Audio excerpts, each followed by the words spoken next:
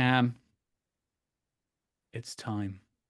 Our Mm. guest, sitting across from us right now, is not only a screenwriter, a novelist, a podcaster, a producer, but unlike Moneypenny in Skyfall, he never hesitates to take the bloody shot because he's a former Navy SEAL sniper.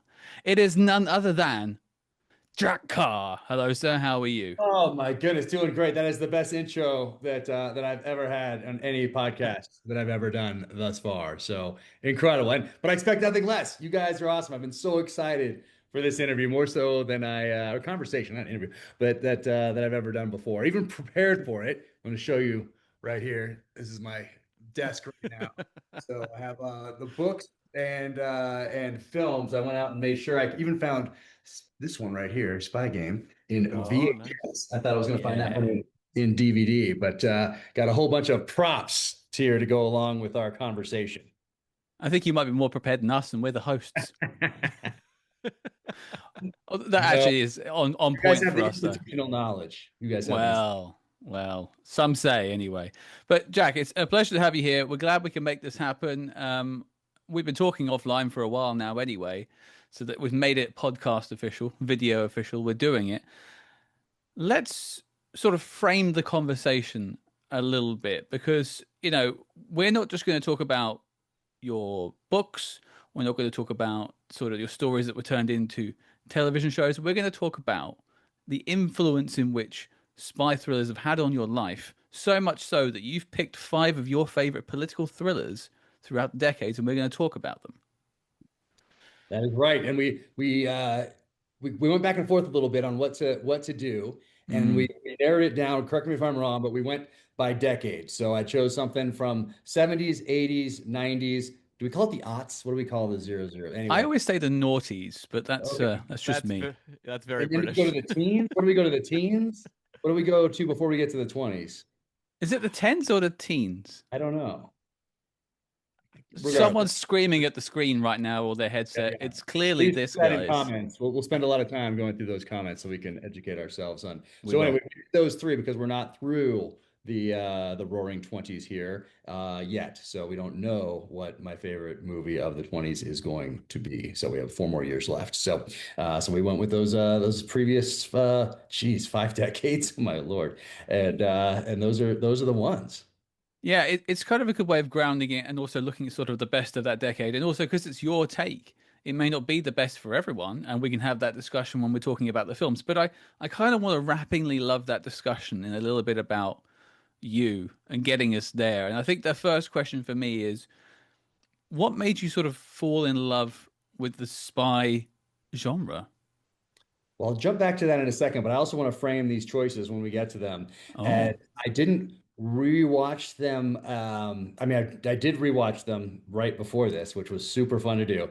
But when I Hmm. put my picks, I was going back to my memory banks from the 80s essentially and 90s for the 70s, 80s, 90s picks, and then early Hmm. 2000s when I saw Spy Game for the first time. So I did it from memory, not going looking at each decade now after we started talking and looking at all the films and then picking like the most popular one now. It's from my memory, so that'll come into play when we discuss some of these as we move ahead here. But I think the love of spy films and books was just in my DNA.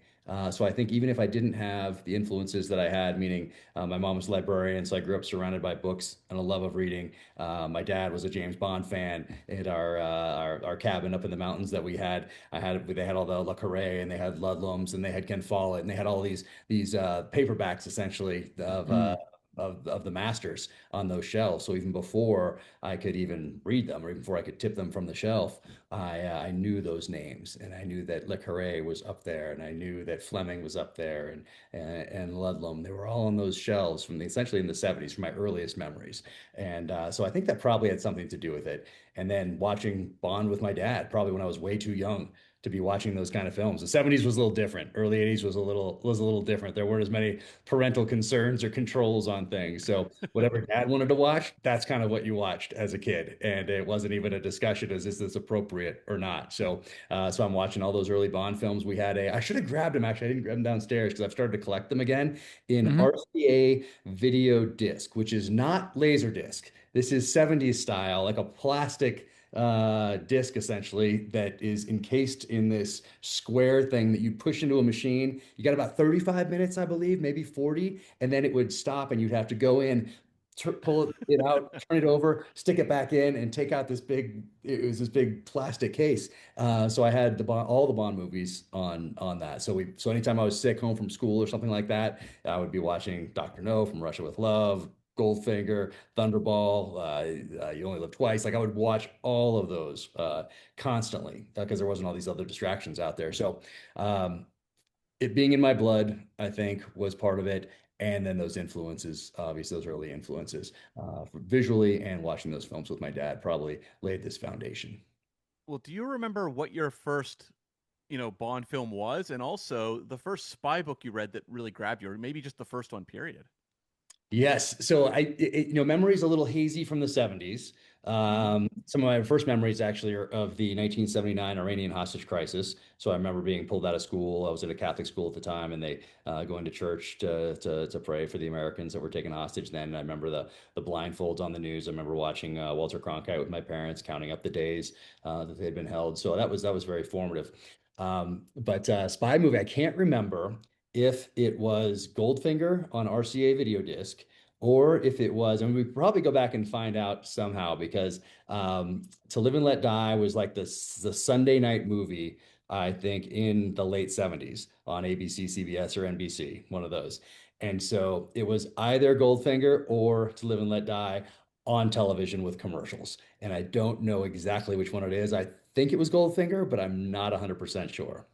Can't go wrong either way with I either was so one of them. young that it's not like, oh, I was 10 years old. And no, I was probably six or so, somewhere around there. The Right. perfect age for Live and Let Die. Or Goldfinger. I mean, these are very formative films for my life. So I think, whatever you do between, a little later than age 6, but I think between, let's say, 8 and 18 or 10 and 20, like what you Mm. do in that time frame when your brain is developing, and it's just such a formative time in all of our lives. I was very fortunate that I was watching movies, a Hmm. lot of about things that I wanted to do later in life, so military spy type stuff, but then reading fiction and nonfiction during that time frame. And there obviously wasn't a TikTok and a Facebook and an Instagram, and wasn't 24-hour video games or anything like that. You had to go to an arcade and put a quarter in, and as soon as your 3 lives were up and you ran out of your $5 or whatever, you were done for the day, and you had to ride your bike back home and play outside or read a book or watch a movie.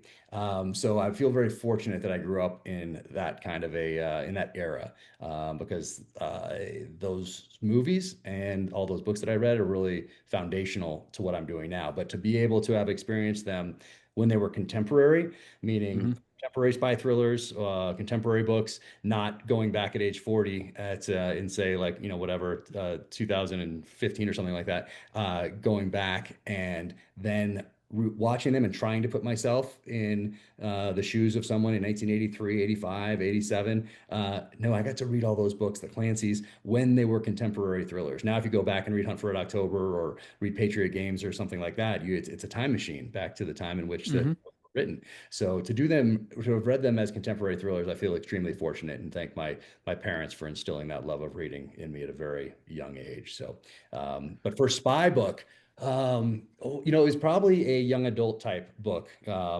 So, uh, so I'm sure there were young adult type books. They Choose Your Own Adventures. There was a 007 Choose Your Own Adventure. I remember there's Indiana Yep. Jones Choose Your Own Adventures. There was the actual Choose Your Own Adventures. There were young adult books that had to do with World War II, usually kids' experiences in World War II type of a thing. I remember reading those.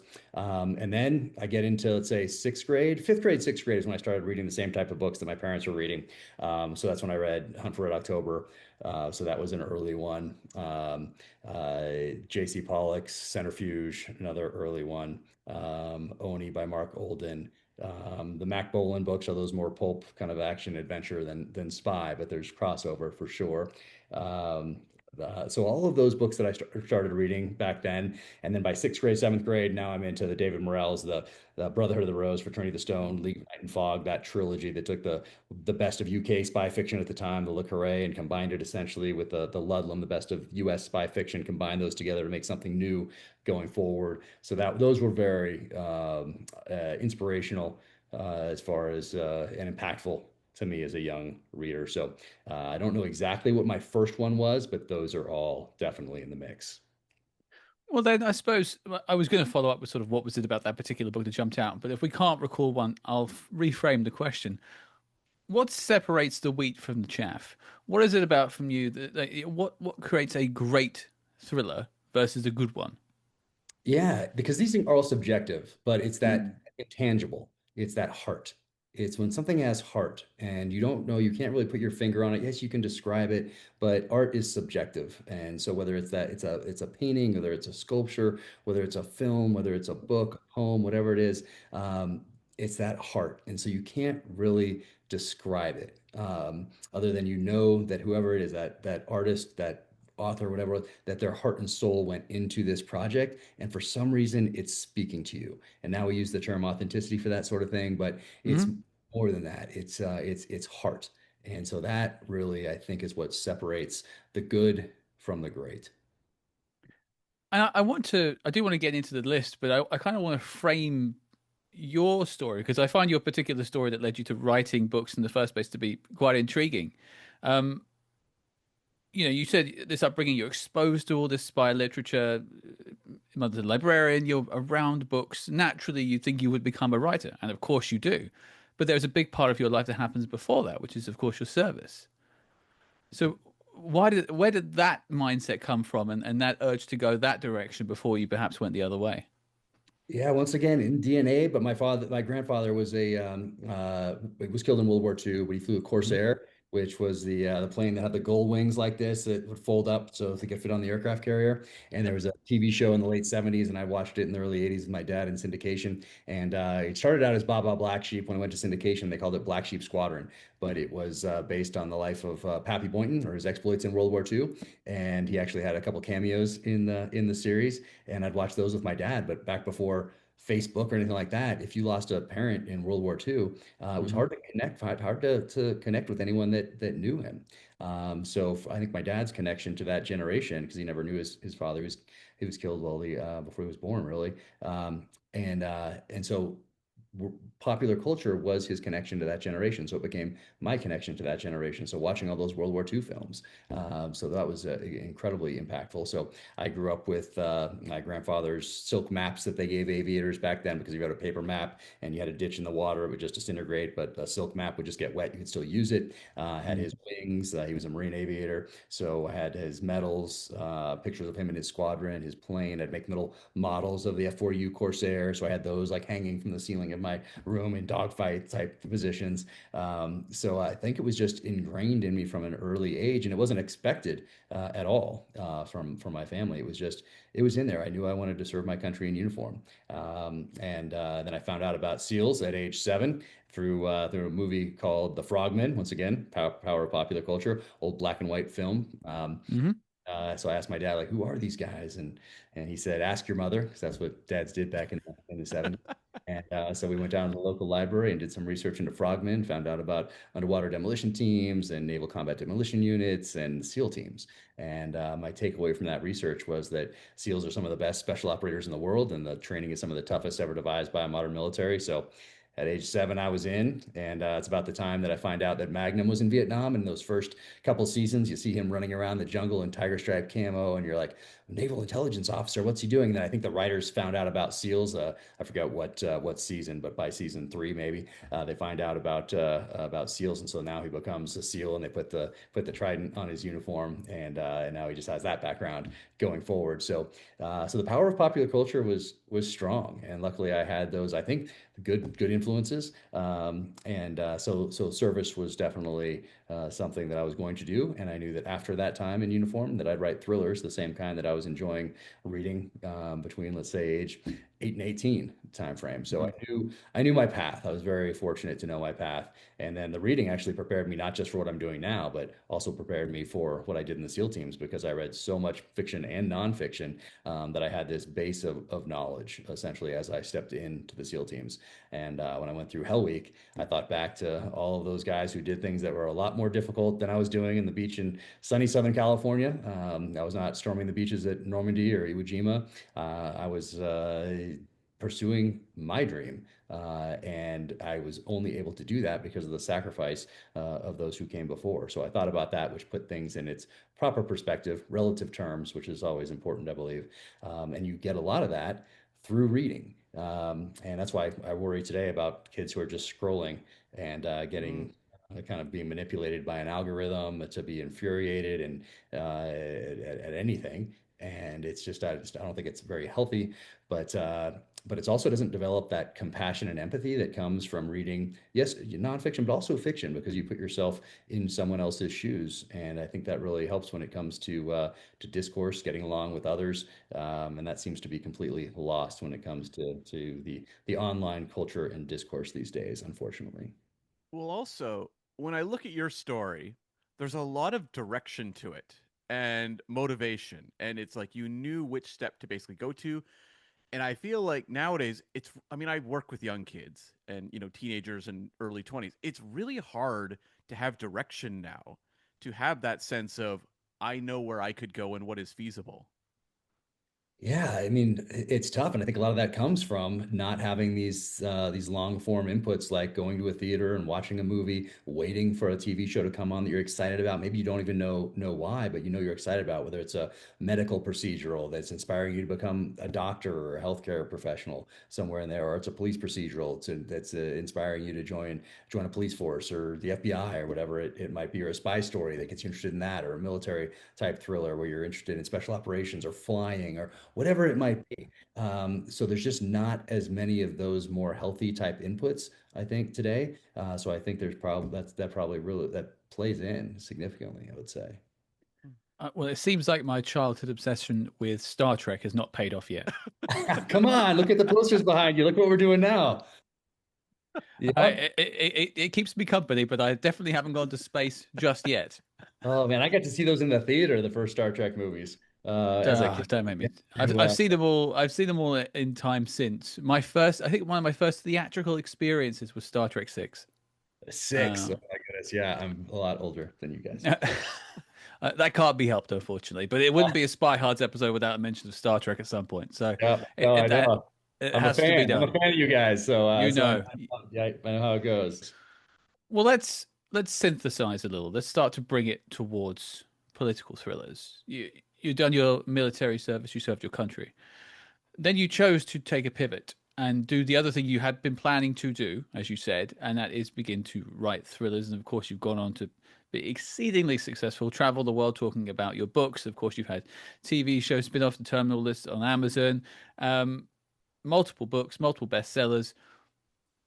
Where did you get that sort of inspiration from to make that pivot once you left the service? And what was sort of your first step into that world? I think it was a lot of it was knowing what I wanted to do early and then not letting anybody talk me out of it. Meaning like when you want to do something as a kid, and in my case, be a SEAL or write, you don't see the failures.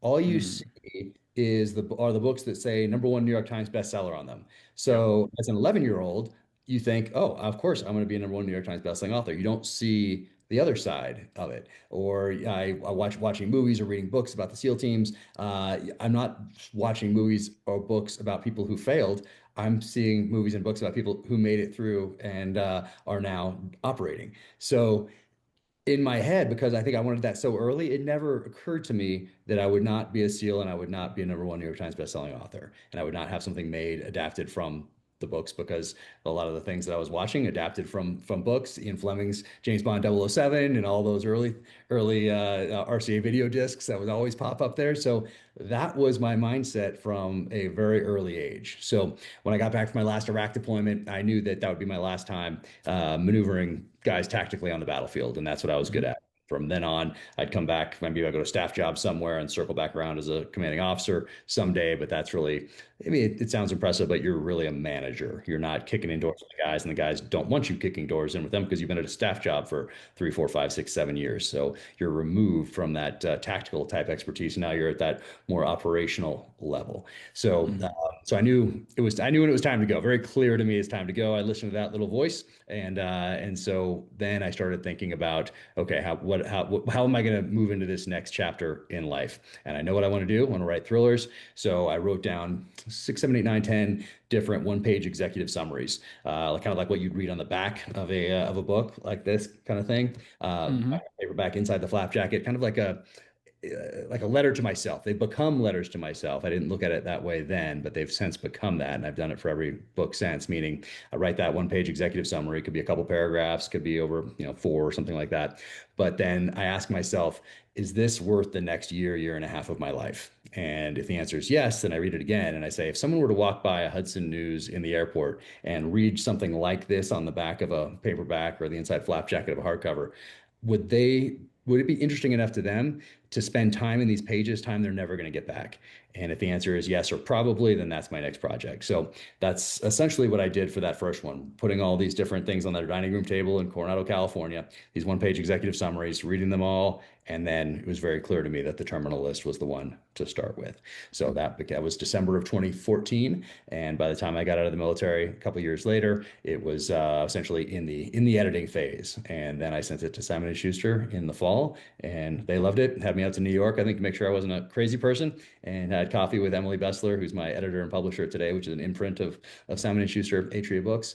And we went to coffee, and then she said, "I want to get this, but you need an agent." And I was like, "Well, how do I get one of those?" And she said, "Well, I want to buy it, so I'll introduce you to four, and they'll all want to represent you because they already have a buyer, and just pick one, and we'll go from there." So picked one, Alexander Machinist, and she is my agent today, and it's a fantastic team. So off to the races I went, and some of those executive summaries have become the next books, and then some Hmm. have become this new series that comes out May 12th called The Fourth Option. So I don't think I'll ever run out of ideas. Plus, the world keeps serving them up, either fortunately or unfortunately.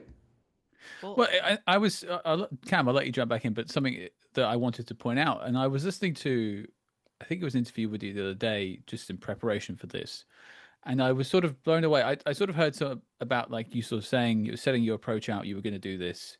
You were going to become a Navy SEAL, and you did. You were going to write a bestseller, and you did. And I really love that idea of you, and you may not look at it in this perspective, almost manifesting this world that you now live in. You created that life of becoming a SEAL. You then created a new life of becoming a best-selling author. And then looking at how it was adapted, you always saw Chris Pratt in the role. You always saw Anton Fuqua as directing it. And I just love that you basically made it happen through sheer force of nature. And I just think that's a really powerful statement for someone who, if you have an idea and you believe in it, keep going because you will make it.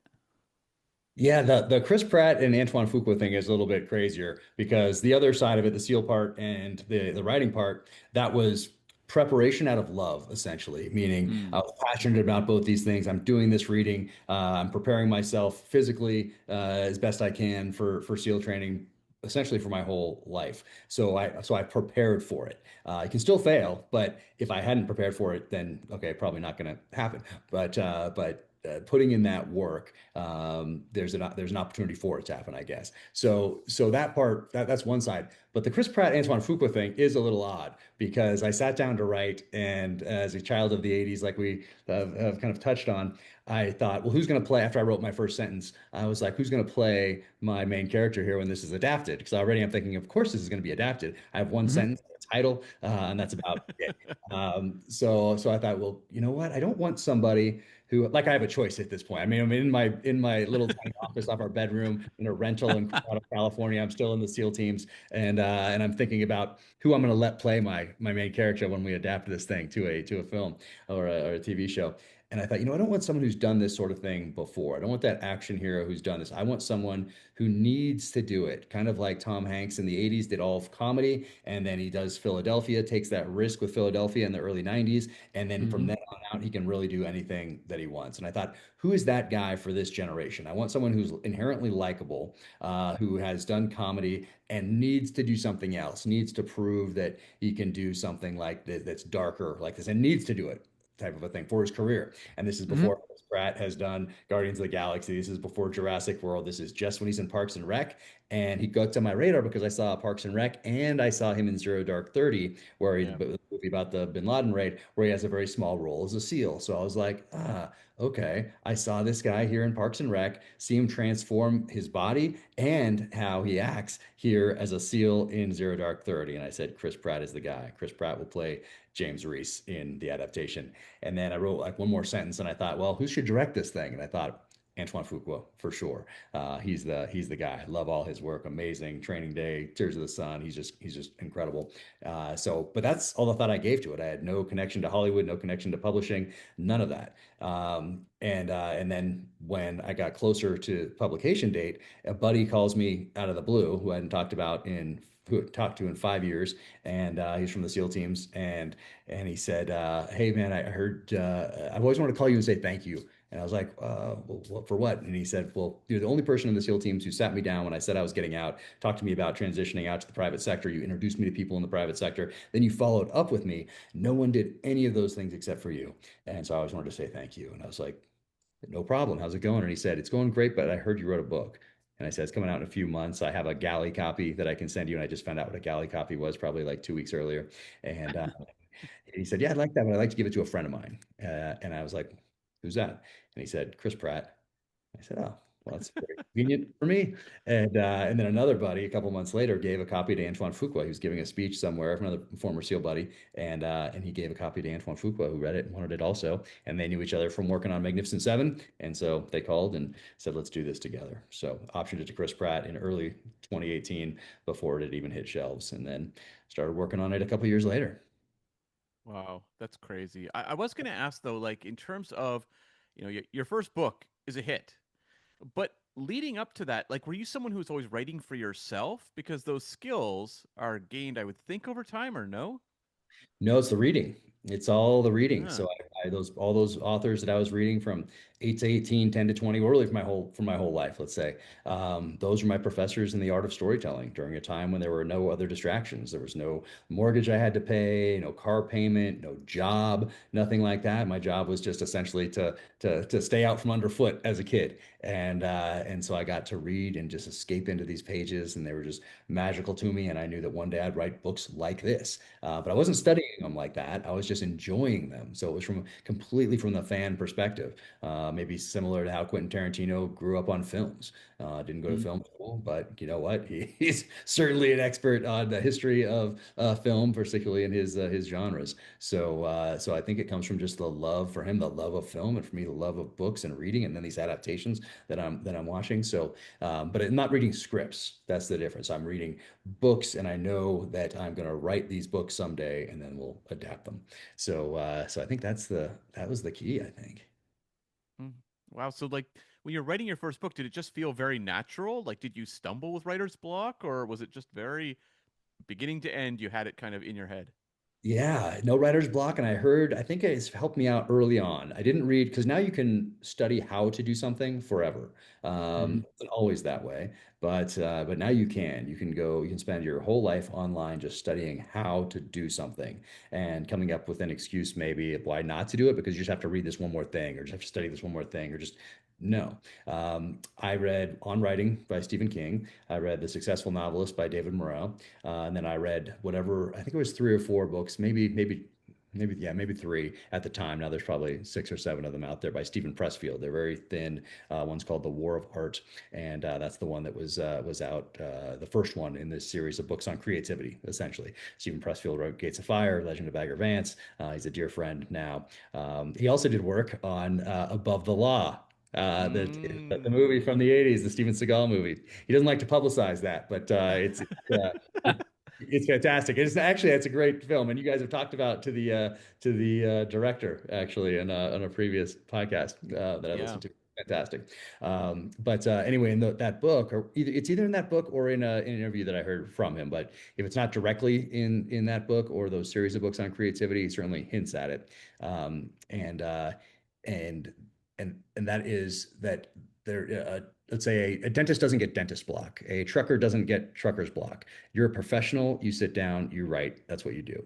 So I really that hearing that from him, I guess was I guess it canceled out the possibility of writer's block because you hear people talk about it so much that you actually believe it's true. And it's not just with writer's block, it's other things in life as well. You hear it repeated so often, you just think it's a thing like imposter syndrome. You hear that people talked about it all the time in the SEAL teams as far as like leadership classes when they started bringing people in to talk about that sort of thing. And I was already well past my leadership time. Like I was getting out by the time they started doing that. It was all baptism by fire for me, but you'd hear that sort of thing. And I was always like, I don't feel imposter syndrome. I feel like I've put in the work and done everything I can possibly do to make myself the best leader and operator I possibly can. And I wanted to be a better leader and operator tomorrow than I am today, type of a thing. And same thing with writing. I want to be I want the next book to be better than this one that's coming out in May. I always want the next show to be better than the last show. I want to learn from the lessons of the past, apply them going forward as wisdom, always improving. So yeah, I never worried about writer's block, especially after I heard that that the trucker doesn't get trucker's block and just sits down and doesn't drive the truck that day. The dentist doesn't say, "Oh, I've got dentist block today. I can't do my job." No, you sit down and you write. You're professional. So yeah, I think that really played into it. And also, I heard from somebody. I wish I knew who said this, but someone said, "Give yourself permission to write a bad chapter." And I was like, oh, that is great advice because you can go back and make it great. Just get it down. Don't get stalled out in a sentence because it's not great. Get it down, get the story out there, then go back and reread it and edit and make it as good as you can possibly get it before giving it to your editor. So just get it done. And so give yourself permission to write a bad chapter, write a bad sentence type of a thing, write a bad paragraph. Don't get stalled out in any of these things. So I think that really helped too. Well, like the permission to fail, the space to fail, to learn. You only learn through making mistakes, or certainly I have. But that I just find I've never heard that sort of idea you mentioned before about truckers don't get truckers block. Well, I absolutely love that. I might be adopting that. That's a Yeah, do it. fantastic way of looking at things. Yeah, do it. If you haven't read The War of Art by Stephen Pressfield, you can read it in an afternoon. Like I said, there's multiple. There's one's called Turning Pro, another one's called Do the Work. So he has a bunch of these little thin books, which is his hard-learned advice over his lifetime, and very readable as well. So I think reading those, maybe on writing, successful novelist, bam, get to work. It's kind of funny. We're spending all this time talking about writing, and I'm about to pivot us into talking about watching, and that Yeah. is films. And if there's one thing people take away from the first half hour of this conversation, it's read books, people. They're great. Mhm. Read. I mean, for a Especially some host of Jack Carr's, I'd just say, just pick them up too. for a host of reasons that empathy and compassion we talked about earlier that you develop through reading, the ability to sit and deep in thought and not be distracted by the things out there. So there's so many advantages to reading, and I think it's attributed to Mark Twain, although I don't know if he actually said it or not, that there's really no difference between the person who can't read and the person who doesn't read. Right. Yeah. You can't. If it is Mark Twain, I believe it. It sounds like something he would say. Sounds like Mark Twain, but I think it's just a tribute. I'm not sure. And I've seen it attributed to other people, but more contemporary type people. And I'm always like, no, that's not this person. It's He's one of those. He's got one of those legacies I'd love to have. Like people just attribute stuff to Mark Twain all the time, and it's just like he's just sort of grown his legacy over time without ever being around. yep, no, exactly. And if you buy it, you're like, oh, that sounds like him. He was so Sounds witty. like it. Yeah. And for me, it's that sense of curiosity that I get through reading, and also consuming art in most forms. Is that just wanting to know about people, the world, and things that don't exist? Fiction. Yeah. But speaking of fiction, speaking of spy fiction, while you're all listening, you want to hear this top five, don't you? You want to hear it? Well, we're going to do it. So we're going to talk about the 5 decades we've picked, and then we're going to rank them at the end. That's going to be the hardest one to do because Jack, you're in the hot seat. People are going to be judging your choices here. I know it. I know, but once again, and I don't like, well, these were all picked through the lens of the age in which I saw these films for the first time. So that should be taken into account because there probably are quote unquote subjectively better films, perhaps, Oh for yeah, some of these sure. choices per decade. Maybe not for maybe two of them, but anyway, these are through that lens of that decade. But I rewatched them with my wife, except for two of them. She made it through four and a half. I you know. Three and a half. Three and a half. Wait, we have to figure out by the end which one is the half. I think you'll know. Yeah, Oh, yeah. okay. I might give it up as we go on by accident, but I watched them again, and then I thought, oh, I can't go back and kind of pick another one. I'm going to stick with these choices, specifically because of why I chose them, because of how impactful they were at the time in which I saw them. So I think that's a unique way to go about picking rather than going back and saying what's the best film of the 80s or the 70s or the 90s. So it's through that lens for everyone watching or listening. Okay. Well, you've teased us. We're starting with the 1970s. Well, Jack, what's your pick for the best starting in thriller? the 70s. So right here, and I even picked up the VHS right here, 3 Days of the Condor. So Robert Redford. And I chose this one. So it was really between these two that came to mind. Of course, here we go. Day of the Jackal, right here. A lot of Yeah. people say Day of the Jackal. Why not Day of the Jackal? And it's because of something, maybe it's because, and I tie this back to something you guys said on a previous podcast, actually. I feel like the Day of the Jackal could have been, came out in 1973, I believe. Hmm. It could have been come out in like 1968. You wouldn't be surprised if this movie was 68, 69. And 3 Days of the Condor is so quintessentially 70s, which is why I went with this one. Came out in 1975. Everything from the clothing to the Robert Redford's haircut, so iconic. That watch, of course, he wears the Doxa in this one. Usually, a lot of times he wears a not in Spy Game, but in other he's associated with the Submariner Rolex, but he wears the Doxa, the shark hunter on that leather strap in this. So it's just so 70s. And then it also comes out at a time where trust in government is at very low.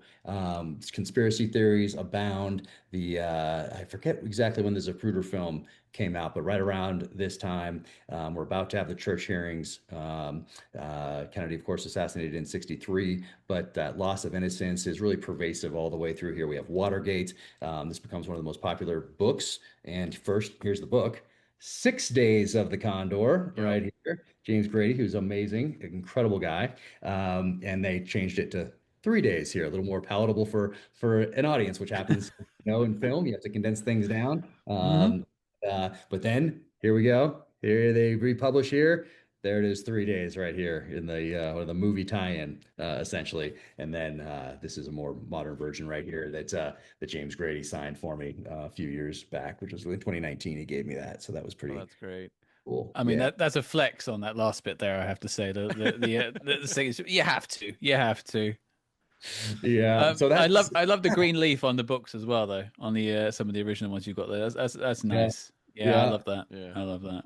Yeah, and I love these covers. I mean, I collect also the movie tie-ins, so I have Hmm. a from the 80s, and it's something that's not really done anymore. I'm trying to bring them back. I really wanted to do one for Dark Wolf, because that's a prequel to the Terminal List. And then Hmm. I got so deep into the research for my last book, Cry Havoc, because it takes place in 1968. And so doing that research that wasn't contemporary research added months and months and months that I wasn't expecting. So I didn't get to do the movie tie-in, and I really want to do that at some point. So if we get a second season, hopefully I can do first season, second season movie tie-ins because I want to bring those back because I have Mm. such great memories of reading novelization of Rambo First Blood Part 2 by David Morrell, who we talked about earlier from the Brotherhood of the Rose. He created Rambo in 1972 with First Blood. So anyway, I love these old paperbacks, and I have all the Bond paperbacks right there, all the Fleming ones, multiple, because there's so many different editions Mm. of the Fleming novels in both hardcover and in paperback. So I have a lot of those, but I just love those covers. I mean, so 70s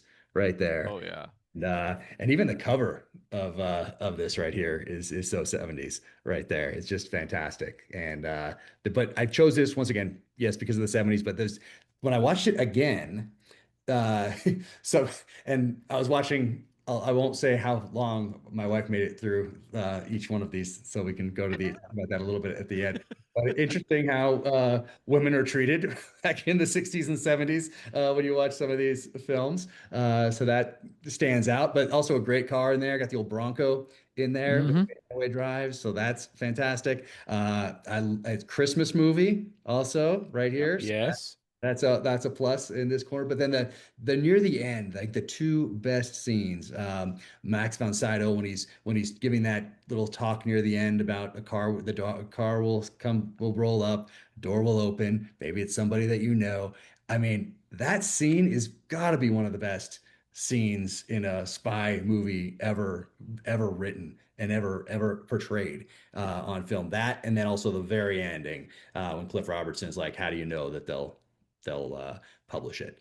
Like those two scenes stand out and make this because the conspiracy side of it with Cliff Robertson talking at the end where you don't really know if the New York Times is going to publish this story, and then the Max von Sydow kind of little monologue that he does there is just so well done. So for both of those reasons, and that it's quintessentially 70s, 3 Days of the Condor, my 70s pick. Did you read the book before you saw the movie, or was the movie That is first? a very good question. I don't think so. I think I would have seen the movie in the 80s and probably didn't really get it back then because it wasn't as fast Mm. as some of the other things that were more contemporary. I think when I saw this in the 80s, let's say I saw it in 84, let's say, probably thought about 84, I would guess. Um, I think I was comparing it to First Blood. I'm comparing it to Uncommon Valor. I'm comparing it to some of the Bond films. And I'm just not quite there. Kind of like when you read Le Carré too early, which I did as well, Yep. kind of like, wait, like, why doesn't somebody kill somebody? When's something going to blow up? You know, like that. Why does he throw this guy off the balcony? Like all of those things. If you're reading some of the other books that I mentioned earlier, so I think I saw this at a time when I was probably too young to really get it. And even though it was not even a decade old, let's say a decade old when I see it, it seemed like it could have been 50 years old to me at that time, which is really which says something for sure. But yeah, so I saw this and then read the book probably in high school, so another 5 or 6, 7 years down the line. It's for me a very interesting pick that you come up with this one because if you were going to objectively say what's the best spy movie of the 1970s, this film would probably be in the conversation, as I think I would be the conversation. I was gonna say, yeah. Yeah, yeah. Yes, Um, exactly. I know I had other Hackman picks also, and so that they didn't make it. I mean, yeah. The guy had good spy game, yeah, although it wasn't in Oh, spy game. yeah, surprisingly, kind of. Yeah. But like what I find interesting about this pick is, I mean, I love the film, and you mentioned those two scenes. The scene that jumps out to me every time when I think of 3 Days to the Condor is the elevator scene Oh, with great. Redford and Max von Sydow, and I mean they would go on to riff on that in Captain America: The Winter Soldier later on, and other films have done riffs on that too. But they did it best. The sense of tension without saying a single word is probably just it's masterful filmmaking on a level that we don't tend to see as much anymore.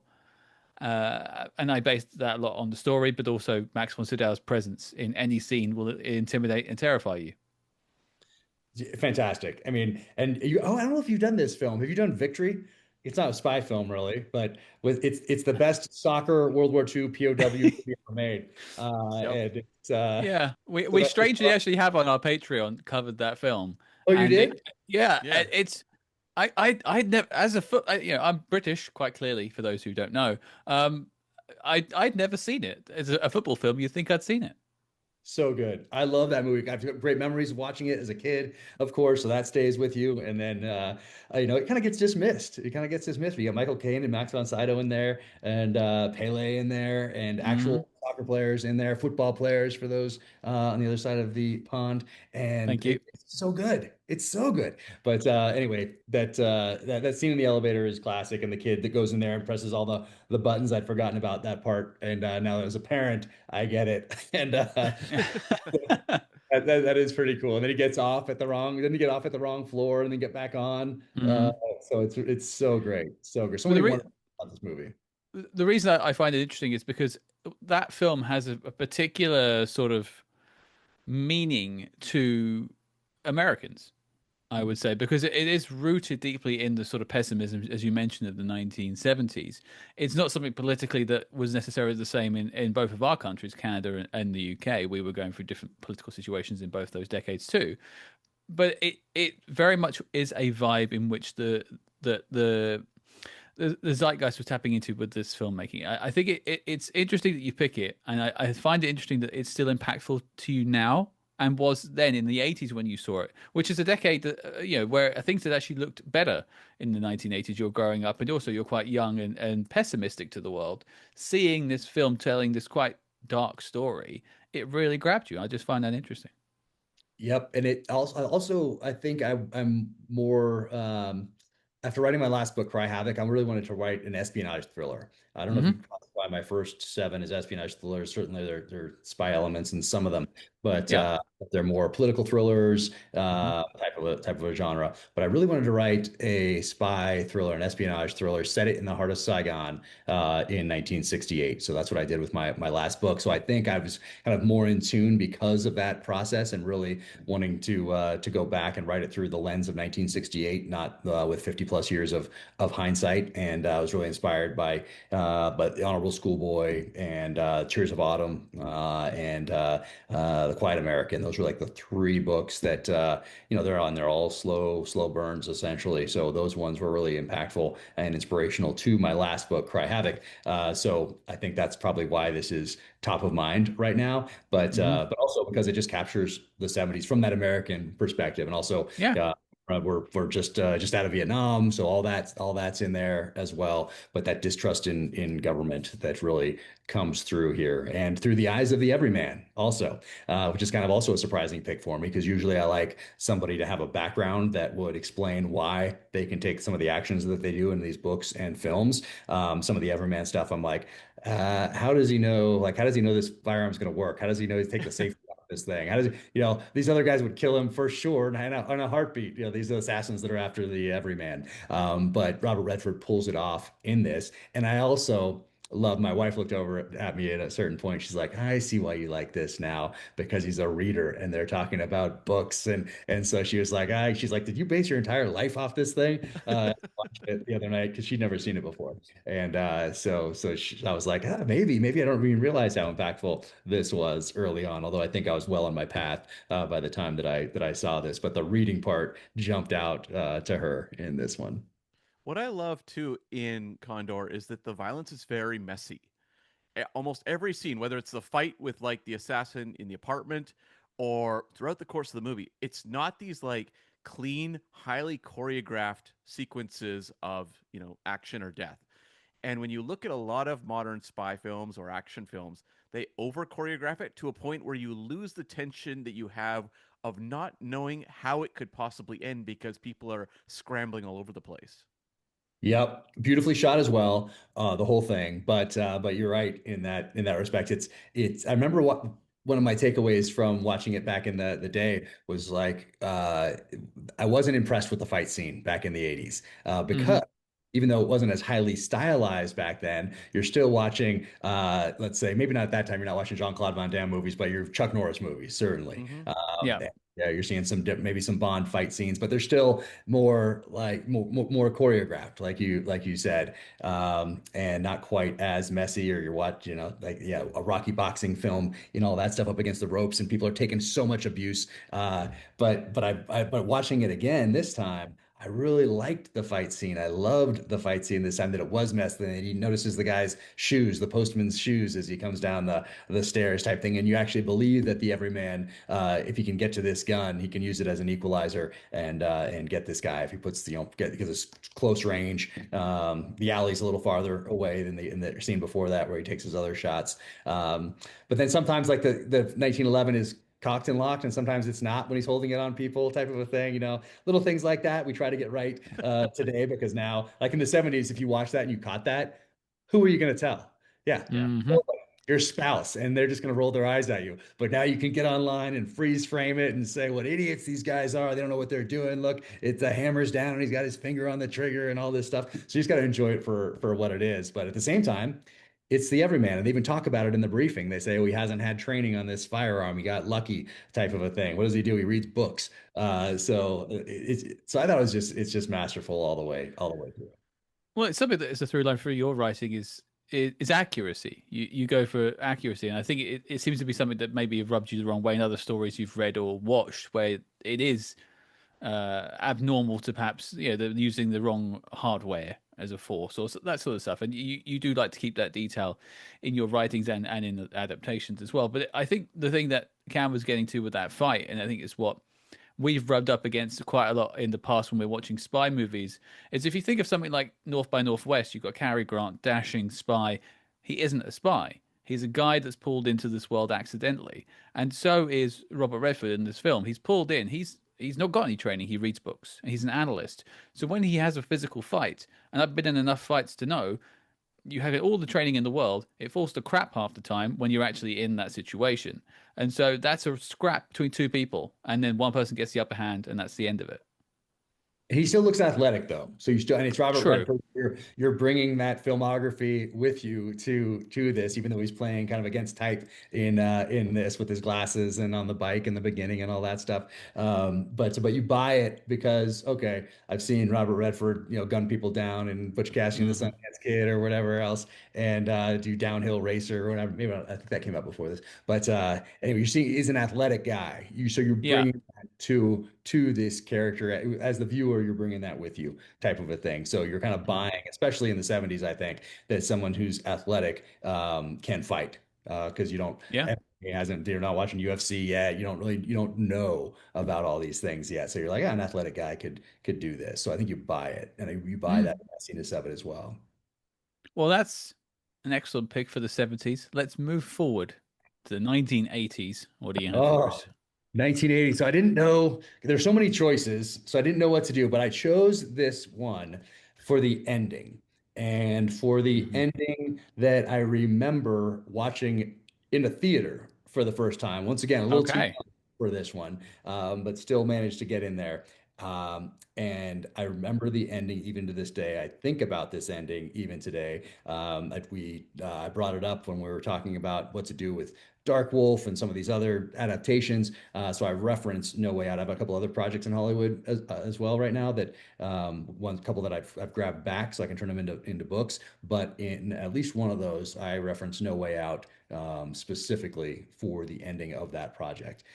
So that is why it was No Way Out. And I know this is going to disappoint you guys. I thought about the package too because I watched this also Yep. Yeah. yeah, yeah. And I watched this in the theater, so I was well aware of Andrew Davis from I think from this, and then or and from the Seagal movie Above the Law. But Mm. the package right here, for whatever reason, when I watched this in the theater, it hit hard. Like it was great, and I wanted to watch it again before this podcast, and I didn't get a chance to do that. But I loved this movie when it came out in the theater because I'm probably, gosh, I guess freshman in high school maybe or something like that around that time frame, and and I just remember this like the assassin and the tie into like JFK type stuff, and I thought it was fantastic. Of course, love Gene Hackman, so I almost went with this, but because of the ending, right there, went with Oh, no Way Out right there, which interesting. is Because of based on the a ending. book, which I did not know until I looked it up for this podcast.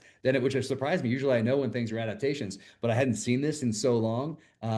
Maybe even since the 80s when it came out on VHS, a year after it hit theaters. But it's based on this book right here that I picked up, and The Big Clock by Kenneth Fearing.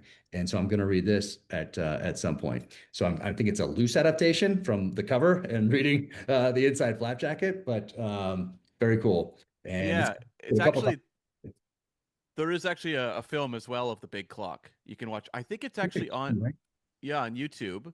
I think you can watch it for free actually, to the best of my memory, and it's interesting as an adaptation because it is actually the previous film is not a spy thriller, but it is very similar. Interesting. I'm gonna watch it. I'm gonna watch it as soon as I get time because I'm very curious now.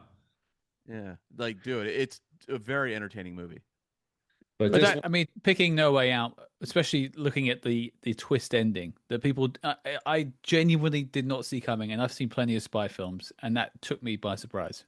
yep. And when it came out, it was a big deal. And this is one of the ones. So there wasn't a spoiler because there weren't all these people trying to ruin things for you on Hmm. social media, which seems to be a thing these days. Which it's not. It's rude, but regardless, this you just walked into it expecting to see Kevin Costner. And I think I knew him from Silverado, which was a western at the time, so he hadn't been in too many things. I forget if Revenge came out before or after this, but I got to see both of those in the theater. And of course, Untouchables also in the theater. So you're kind of expecting something, like that, like some action. It looks like there's a little romance, obviously, from the cover, but you didn't really know that much about these films unless you watched Siskel and Ebert maybe on I think it was on Sundays back in the day. I used to like watching that, or you saw the promo type interview on an Entertainment Tonight type of a thing, where they show a couple clips from the movie, and of course you see the trailer type of a deal. But it looks like there's gonna be a lot of action, but the ending is not hinted at all in any of those things. So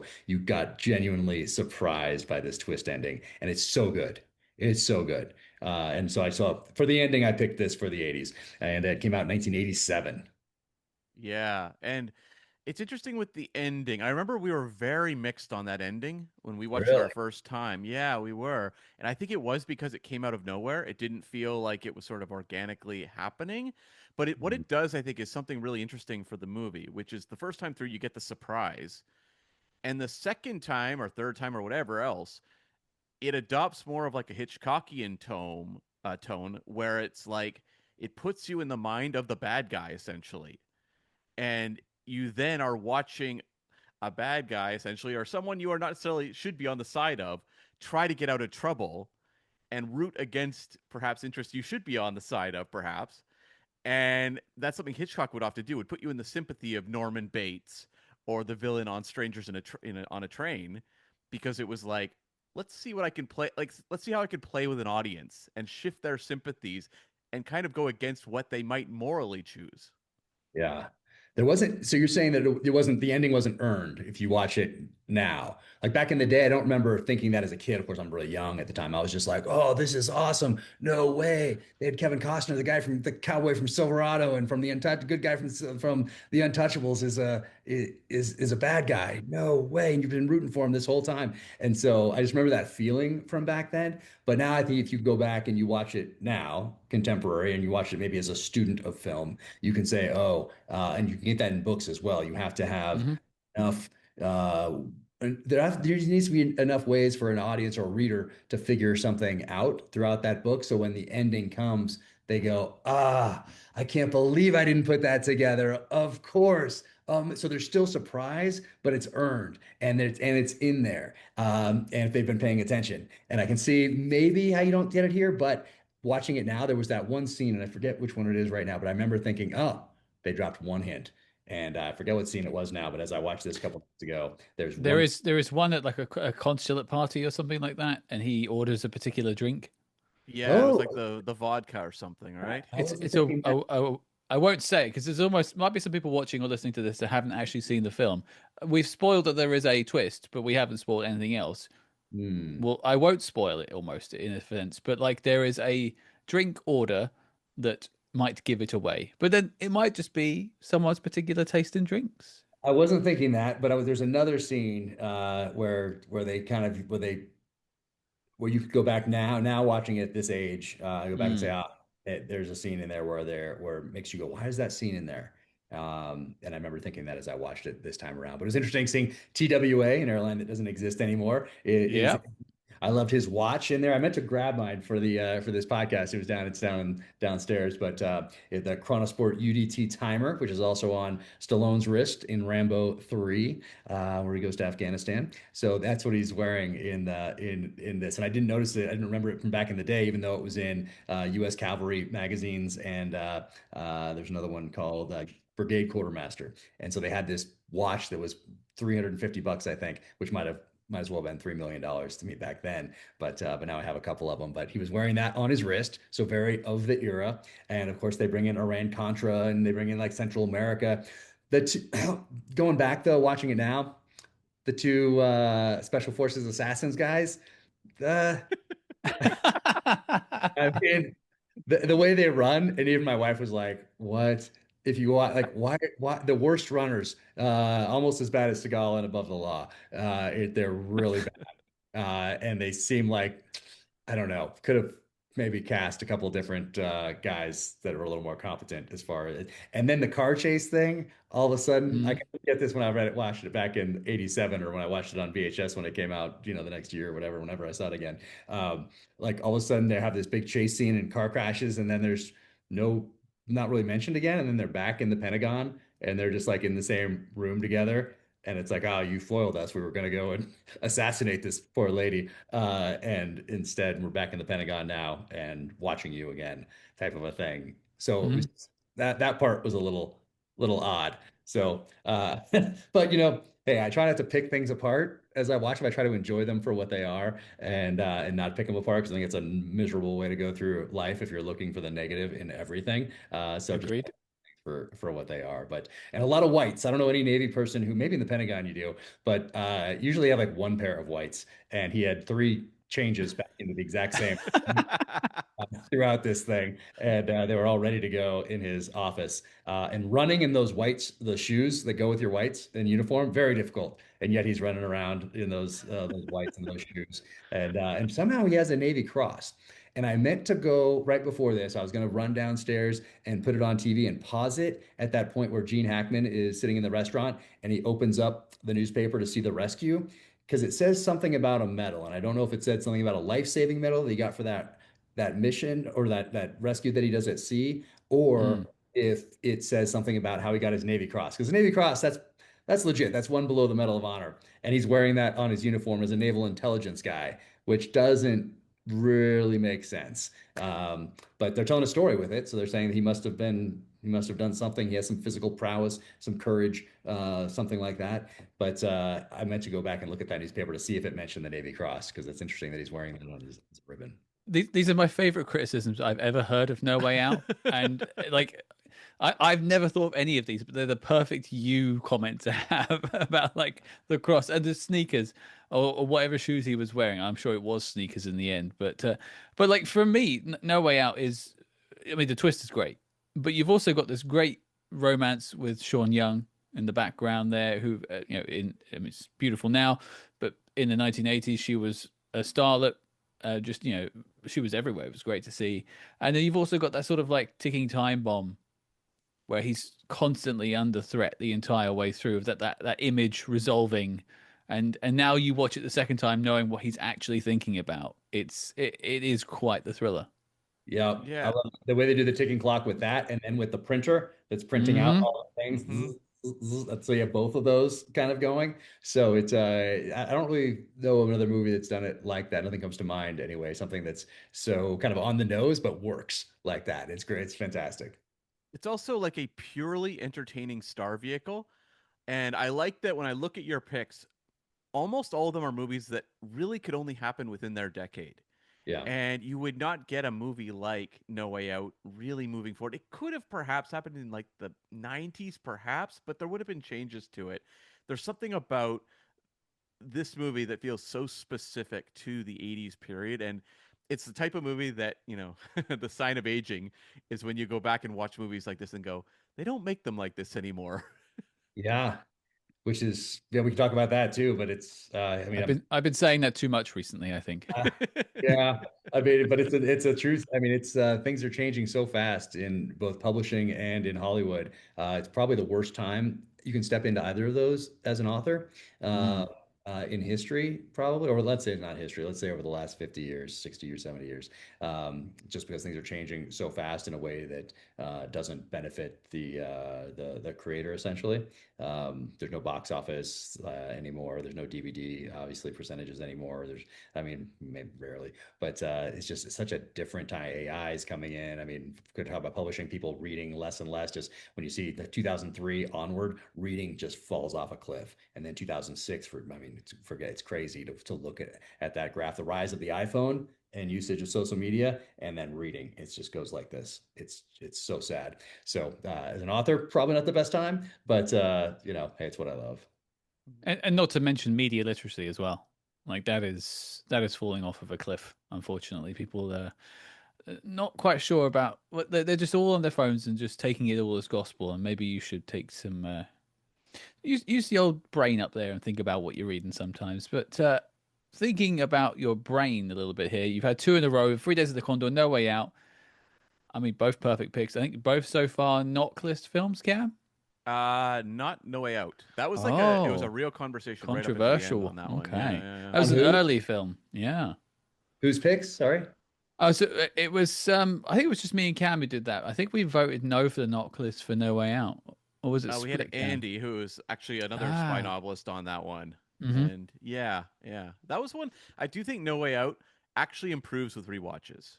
I I think agree. the first time, like there is like the surprise element, but I think when you go back to it, you really appreciate just the mechanics of the storytelling and just how it's very, in a sense, very glossy Hollywood film, but at the other, it's very intricate in like the planning and the way it just pulls you in. Yeah. Yeah. No, Well, it's, racing into the 1990s, and I yeah. use the word racing correctly. What do we Yes. have? So once again, I see this with my first SEAL platoon back in so it was 98. So I remember going to this with my LPO, so leading petty officer. So like the enlisted guys, we all went to see this movie when it came out, probably because of the trailers. And we're all Mm. going to see a movie, and then we're going to go out and get some drinks. And it's pre-September 11th, and it's just you're new, it's excited. Movies are still a big thing that everyone goes to, and bam, Ronin right here.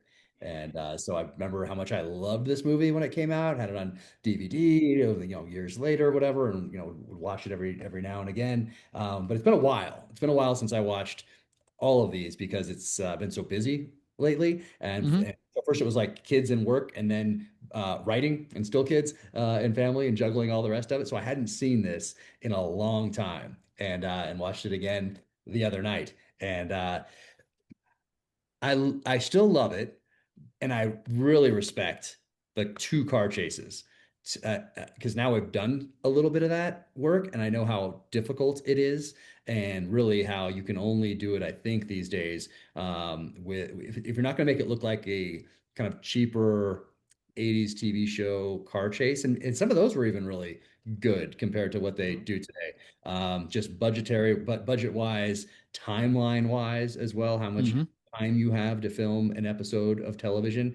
So budget and time really restrict you from being able to do something like they do in here, and they do it twice. Two amazing car chases in here. The way the first one starts, the plan for the ambush, not that great as I'm watching it now. Even though De Niro does that whole thing with I ambushed you with a cup of coffee. What color is the boathouse at Hereford? Like all that stuff was so good when I watched it back in the day, that dialogue, that whole thing. But then you see him do it, and maybe it's because of all the years of experience in Iraq and Afghanistan, maybe having been in an ambush in real life, like that sort of a thing. And now I watched, I'm like, all this planning seems to have not worked out very well at all from get go. Like the cars just take off. Like the one with they know exactly where the package is or the this case is, they know what car it's in, all that stuff. They stop the other car and the other one just drives off, and now they're in this car chase. And there's somebody very anyway. So that part, like I said, I try not to pull things apart, but there was that. And then De Niro, when he gets the saw out, so the squad automatic weapon, he pulls that thing out, and it's like under his arm, like it's just a little bit awkward. Like it should be in his shoulder, he should be leaning into it, just rocking that thing, and instead it's just kind of like putting it around a corner and shooting a little bit, like missed opportunity there. But Cast amazing, of course, stands out. Michael Lonsdale, of course, who we see in Moonraker and in Day of the Jackal, of course, he's in there. So you have an incredible cast. You get people getting shot and run over, so Mm. it's messy. And that's something I bring up for our TV shows. In the scene where I have a cameo in Dark Wolf, where I get shot in this tunnel sequence, the way that we had written it the first time, there were civilians getting killed, and that didn't make it in. Didn't even make it into our filming. That got nixed. But I think it's important to show that stuff, and it's because it stands out in here because you don't usually see that sort of thing.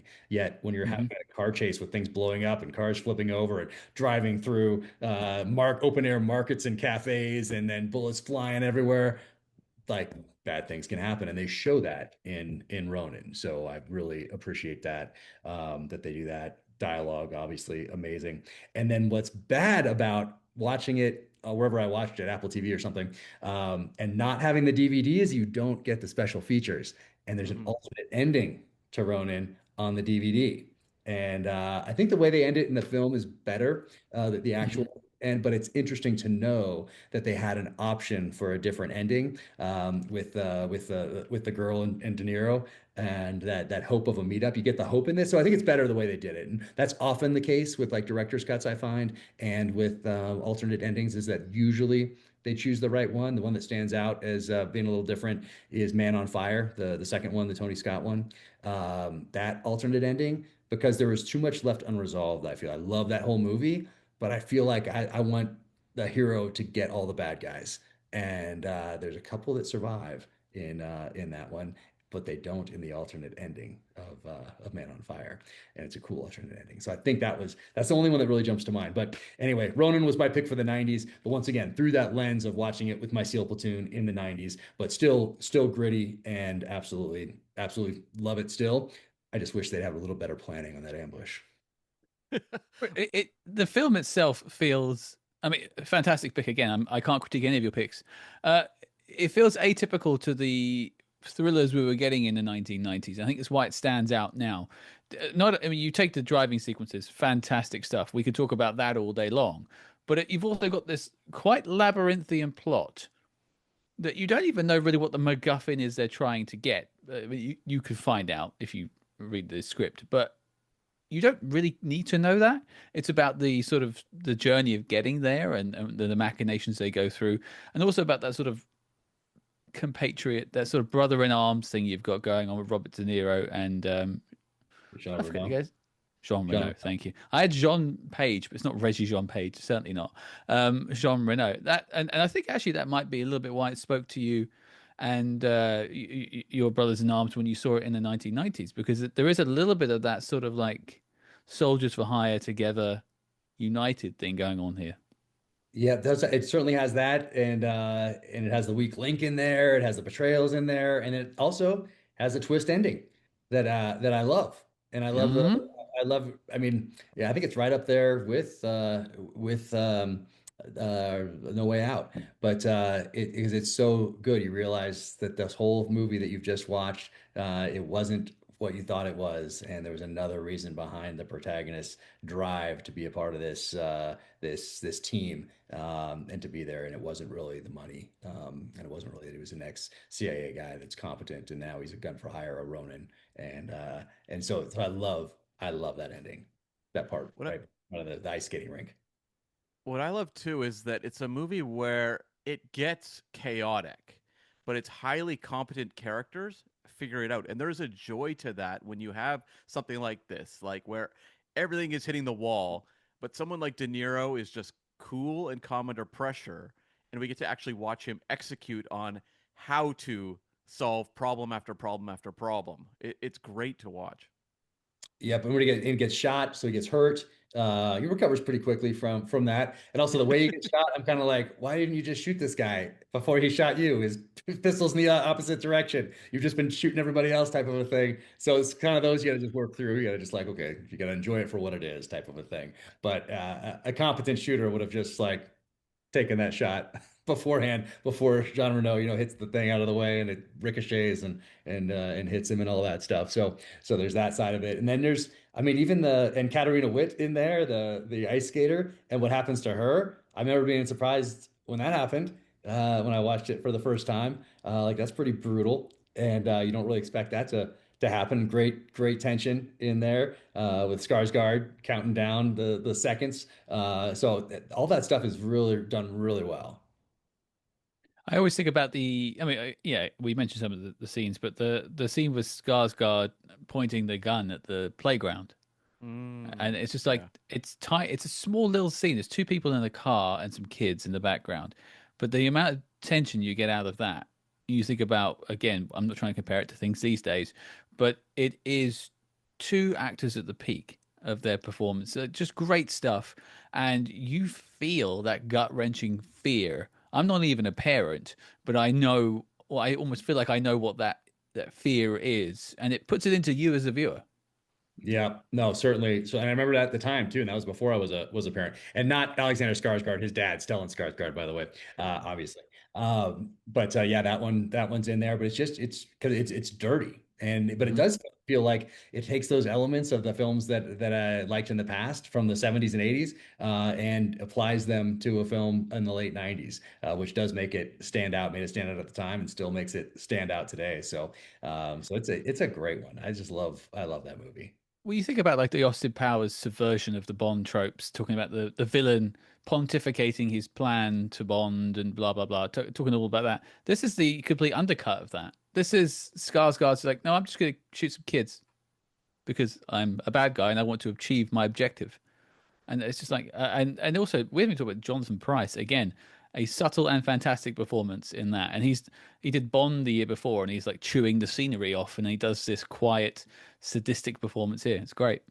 Oh yeah, no, he's fantastic. Everybody in it is fantastic. I think that's a common theme that runs through all of the films that we're talking about is that everyone brings their A game and everyone is so good. I don't think I can point to anybody in any of these picks that's like they just showed up for the paycheck or something like that, or they missed it somehow, or they weren't Yeah. they engaged. They're all at the top of their game. They're all so good. It's actually a through line so far. I mean, I haven't seen your next two picks, but they are something like Ronan's a big film. No Way Out's a big film. So is 3 Days at the Condor, but they're all character stories. Mhm. Yep. Yeah. Yep. Everybody's so good, so good. To include the minor character. I mean, everybody, supporting cast, everybody's so good. And just watch it. If anything else, just watch it to see a bunch of Hollywood actors get whipped around in cars by stunt drivers. Yeah, and I didn't like so the stunt when they get the Audi, and Yeah, going just to park it to like just get ready for the ambush type thing, but he's skidding around these corners and like into the and like taking a little too many risks there before the op even kicks off. Either getting pulled over or he goes off road in the Audi and then like skids around like they're okay. Maybe just like kind of creep into position right before. just tone it down a little bit. Just tone it Look out down. for everybody. Yeah, yeah. Well, it's All right. also Well, like one of the last films for John Frankenheimer. So you Yep. have like one of the great action directors using all the skills he's accumulated over decades in the industry. And his final film would be Reindeer Games, which was less successful. But like you watch him in Ronin, it's just like this guy is the old pro. It's a little bit like George Miller doing Mad Max Fury Road, where it's just like, how is he so good at this? Well, because he's been doing this for like, 30 or 40 years. Yeah. And and you realize it's still before, I mean, I think it's still they're doing it on film still, and they're still yeah. making credits on film. And they're driving through these little streets, and it looks like it's a drone in front, or it's well, obviously it wasn't, or they have like some stick off the front with a GoPro, but then they take it out in visual effects afterward. No, that's another car that's driving just as fast as these other cars and has a cameraman in the back, and it's capturing this through the streets, which is wild to think about that they did all that stuff. And they probably, I mean, today we wouldn't do that sort of thing. It would be too dangerous, too risky, too Hmm. blah blah blah. I mean, a host of reasons. You can now do it visual effects, but it's not the same. It is not the same. You feel it in these car chase scenes. You know that it's not. There's slow motion cars going over and the glass flying out, and you know that it's not really an actor or a stunt person in that vehicle. It's all visual effects. It's all Marvel Universe type of a thing, which is different than having that gritty car going through the streets, knowing that this is on film and someone is right there. filming this thing right in front of this car that's speeding through these alleyways. So that's a different deal. And then when it goes off, that car goes off at the end of that second car chase. Yeah, second car chase. When it goes, Hmm. the car goes off and flips over, and the construction guys are pulling the bodies out and everything, and it explodes. And you have De Niro and Jean Reno up top, and they're just the way their bodies move and what they're wearing and how it's shot through the smoke, looking up at them. That is a beautiful shot. Going back to just how things are shot differently today. That visual is awesome, just awesome. Three picks, 2 decades to go. The noughties. We were talking about this off air, how you say this decade. I'm going with the noughties, very British sounding. The 2000s. Yes, What do you have? yes. So early on, boom. We got where we're back spy game. We got Robert Redford here, and I saw this in Kuwait after September 11th at a little theater there, and I think I was like maybe me and maybe one other person in that theater, and we are doing shipboarding operations there, meaning we were going up to the Northern Arabian Gulf, and as Iraqi ships would come out, big Class 3 tankers, other things too like Dows, but a lot of times Class 3 tankers, they come out in really bad weather and take a hard left for Iranian waters. So Hmm. we had get on board and turn them around and back in international waters before they got to Iranian waters. So we'd be 3 days on, 3 days off with another SEAL platoon. So we were always out there, always hitting these things to enforce the UN oil embargo. And so I was on this base, and when we weren't operating, when we had those 3 days off, we were just working out and reading and could watch some movies. A lot of guys played video games back then, and Grand Theft Auto was big, but I never Hmm. played a video game guy. So I saw this at the theater in Kuwait, and I mean, I remember loving it then and watching it again. Out of all of these picks, I think this is the one that still like holds up and keeps you engaged the most as a contemporary viewer, even though it was 2001. And so love this one, Spy Game. Robert Redford, Brad Pitt, of course. I heard that Brad Pitt turned down the Bourne films to Yep. Hmm. do this. Yeah. So it's an interesting choice. And then we filmed Dark Wolf primarily in Budapest. And as I'm watching this now, I'm like, oh, I know that this is Budapest. I know that when he's on top of that building and throws the chair over after Hmm. the East Berlin escape thing when he has to leave the guy behind, and he's Robert Redford's talking about it and said, "Oh, it is a game and it's one you don't want to lose." And I'm like, I know exactly where that building is. Right? I know exactly where they filmed that. So it was cool to see that. And my wife would come over to Budapest, so she knew it as well. So when we were filming Dark Wolf, so that was fun. But fantastic, love this film, and it's also based on these books right here, which I have not read. And so I have them in my collection, and I really want to read these, and I just have not taken the time to do it yet. So got all three of these, and I'd love to read these someday. But it's very cool that, and also that this author Michael Frost Beckner got was a screenwriter on this as well. So or Hmm. created by credit or something. But Spy Game right here got the Porsche 912 in there. Most people, if you don't look, you think it's a 911 or it's an old 911. Nope, it is a 912. Awesome. So ever since I saw this movie, I've wanted a 912 in that color, like British Racing Green type of a color, whatever Porsche called it back then. And I don't think they called it British Racing Green, but that's what it looks like. And love that vehicle in this movie. So cool. It's like a character in and of itself, even though it's only in the beginning and the end. It's so cool. So yeah, love this for all of those reasons. The ending part, I even go with it because the movie's so good and so fast paced, and all the actors are so good that even a few Hueys going into China and landing on a helicopter, landing on a roof, and then picking back up and taking off, I went with it. Like there's no creosote fires, there's nothing like. I mean, that part but you go with it, and you have to because it's much more fun if you do rather than try to pick all that stuff apart. So just love how smart this movie is, how fast paced it is, and the performances are fantastic. Well, I was I going mean, to ask you about Redford because you Yeah. have, mm. 3 Days of the Condor with Robert Redford. Do you think it's something about him that elevates those movies in your eyes, or is it he just had great taste in material and worked with the best screenwriters, the best directors? Probably he had great taste in directors and scripts, and he had his choice even then. Back all those years later after he was, I mean, he's still a major Hollywood star. Most when you look at it, a lot of guys have a 10-year run. Some have a 20-year run if you're really lucky. But if you think about even Arnold Schwarzenegger or Sylvester Stallone, like guys who had staying power, there is a decade, a 15-year run, a 20-year run where they Yep. are their height, and they can pick and choose. And Redford certainly falls into that, where his I guess kind of stature as a star was an outlier, and he still was picking and choosing well into his 60s and 70s. And so, yeah, but he does elevate everything that he's in, but he gets to choose as well. He didn't have to make that movie, certainly, I don't think. And I didn't have to do for a paycheck at that point. So he's picking and choosing, I believe, and gets to work with somebody young coming up, and they actually look like father and son in this film. It's quite remarkable.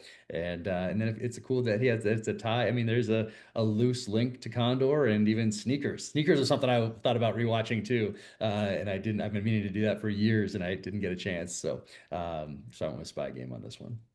I mean, first of all, make Sneakers appointment viewing in your household. Get it on because it's great and it still holds up. Um, Spy Game is a film like historically, I think Cam and I got a bad call on. Like, I'm not sure our review stands up quite to scrutiny now, looking back on it, and it's one that's really stayed with us.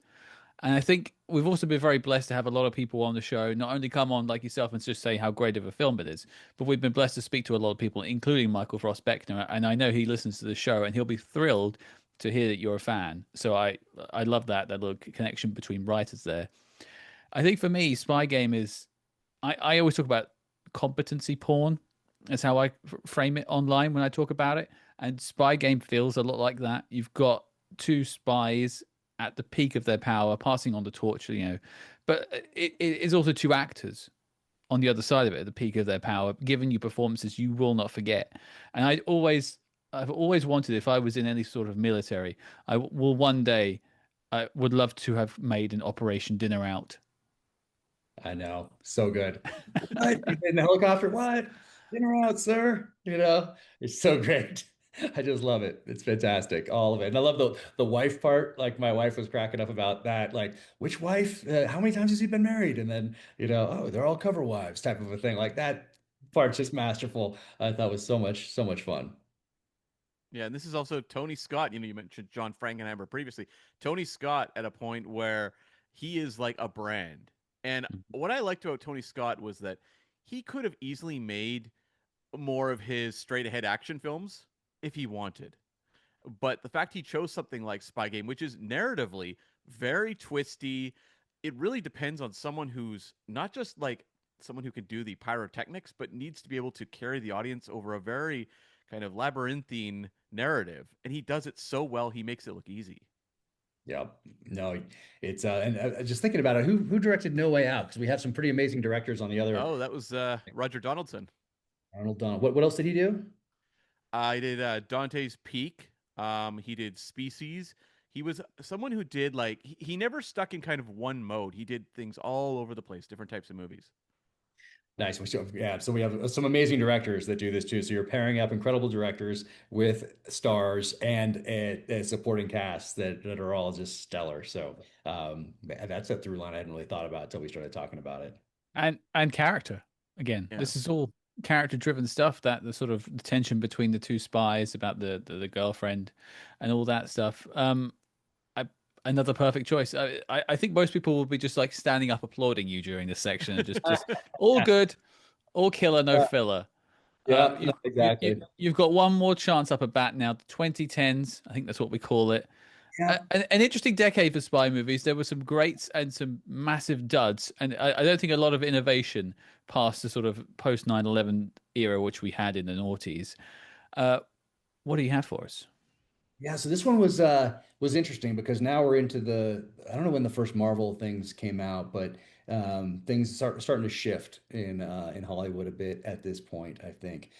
Streaming is starting to come on a little stronger. Prestige television is taking more of a position. We have smartphones now that are distracting us. So it's almost a different audience, which is why that they made this. I think they got this in just under the wire. Meaning I don't know if executives today, unless it was like a pet type of a project, like a personal type of a project that they just wanted to do. I don't know if it would be difficult, I think, to do today because it still feels like it was filmed on film, and I I doubt it was, but I don't know. You guys probably know. So 2011, so they're filming it in, let's say, 2009, 2010 timeframe, depending on how long Hmm. it took and when they decided to release it. So I'm not sure if it was digital or not, but regardless, it feels like it's film, and it is. And where's my stack? This is a big stack on this one because I found, where is it? I found, there it is. Because I have all my movie tie-in stuff. So Tinker Tailor right here, got the Yeah. DVD, and because once again, it feels both of 2011, yes, but it also feels like of 1979 in the way that it slow burns. So I liked that. And this is one my wife did not watch with me. There's another one that she watched. She didn't make it that far in, but so she didn't have the opportunity to sit there because I knew that she would be like, "What?" Because I think even watching this now, and I only watched it once the first time in the theater, and then now. So because things were getting busy at the time. But it feels like you needed to be a fan of Le Carre and have read the book and know that there was another one that was made for BBC back in the day with Alec Guinness. It feels like it was made for that audience. And if you didn't come to it with some sort of knowledge of like what control is and all the different things. Oh, here's my Smiley cup, by the way, from when I went to the exhibit, my Le Carre Oh cup. yeah. If you didn't know what control was, or cousins, or lamplighters, or moles, or sound thieves, or the circus, or all these things like that, if you didn't know those terms, it would be a very difficult movie to like. Like maybe you'd sit through it and you'd be like, oh, great, amazing performances, a little slow for me type of a thing. But I think you have to be a fan to go into this and be like, oh, amazing. Look at someone's taken this on from Alec Guinness, who like defines this role, and the book, the source material that redefines the spy thriller essentially back in the day. And so that's a lot of baggage that you need to bring to this, I think. So I don't know because I had that baggage coming in, and I shouldn't call it baggage, but you need to be a fan. I feel, but I don't know. So maybe you guys talk to people who know nothing about Le Carre, nothing about Smiley, and have a different perspective on it. But as I'm watching it, I'm thinking, wow, this would be awfully difficult to understand and really enjoy unless I have some sort of a foundation that I'm bringing to it. If that makes sense. No, that was my experience because I saw the movie in theaters in 2011 and I had not done the deep dive into the world of spy cinema at that point in my life. I was obviously big into Bond and I'd seen the Bourne films and stuff, but I remember sitting there through my initial viewing of Tinker Tailor being completely baffled as to what I was watching and feeling like I had watched a long book that was condensed into a, 2 hour plus movie, and I felt lost. And it wasn't until really we did the rewatch on the show where suddenly I had all this knowledge that I had accumulated over the, years we've been doing the show, that it was just like the movie came to life and I was like, this is amazing. So I Yeah. really did turn a corner on this one. Yeah, no, I feel like it's one of those ones that like it's a legitimate espionage film, and it does honor the source material character wise mostly. But so anyway, but if you're not bringing this to it, which is an old book here from the 70s right here, if you don't know about these from BBC back in the day, and here's my signed copy right here, first edition, right Yes. there. The man right there. And then here's the movie tie-in right there. So got the movie tie-in. Gary Oldman, of course, who does an amazing job in this thing. And then I picked this up over in London also. So this was available at the Spy Who Came In From the Cold stage play that I went to last week. So cool edition that I didn't have. But yeah, so I chose it just because I struggled to think of something in that decade that really is as quintessentially a spy film as this. A lot of action, but in other films, but this one slow burn, and I think it's something that Le Carre I think was proud of, and he has a cameo in this as well. You probably saw him stand up and clap in the scene of the Christmas party. The made up Christmas party as well. Not quite in the book. It's an addition. It's interesting. addition versus subtraction when it comes to adaptations of books. You often find they strip things away, whereas this actually added a little bit to it, which I always find fascinating. For me, it's an interesting one because I do approach it as sort of a spy movie fan's spy movie in a sense. Like it is really for fans. But there is also like a way of watching this I found the first time I saw it as more like a mood piece. I don't like using the word vibe when it comes to films, but like you necessarily don't have to understand control and color and all this sort of terminology because you can get the intention through the acting. And again, I think we've narratively tied all these films together quite well, character-led drama, and you've got Gary Oldman at the front, who now, I mean, he should have had sequels to Smiley. Let's all be honest. Yeah. We should have had Smiley's people and some other Le Carre adaptations, but he's now kicking butt over in Slow Horses. So we've got our Gary Oldman spy thriller, just not the way we necessarily thought we would. But Tinker Tailor for me, yeah, quintessential viewing, absolutely. Yeah. And I was trying to think of other movies that I could have chosen from that decade. But I just kept coming back to this. And with everything going on, I didn't really think much past this. But what would you guys say that is up there from that decade? It's I was not just the having a greatest decade. look. Yeah, you've Yeah. got like, I mean, who doesn't love This Means War? No, I'm kidding.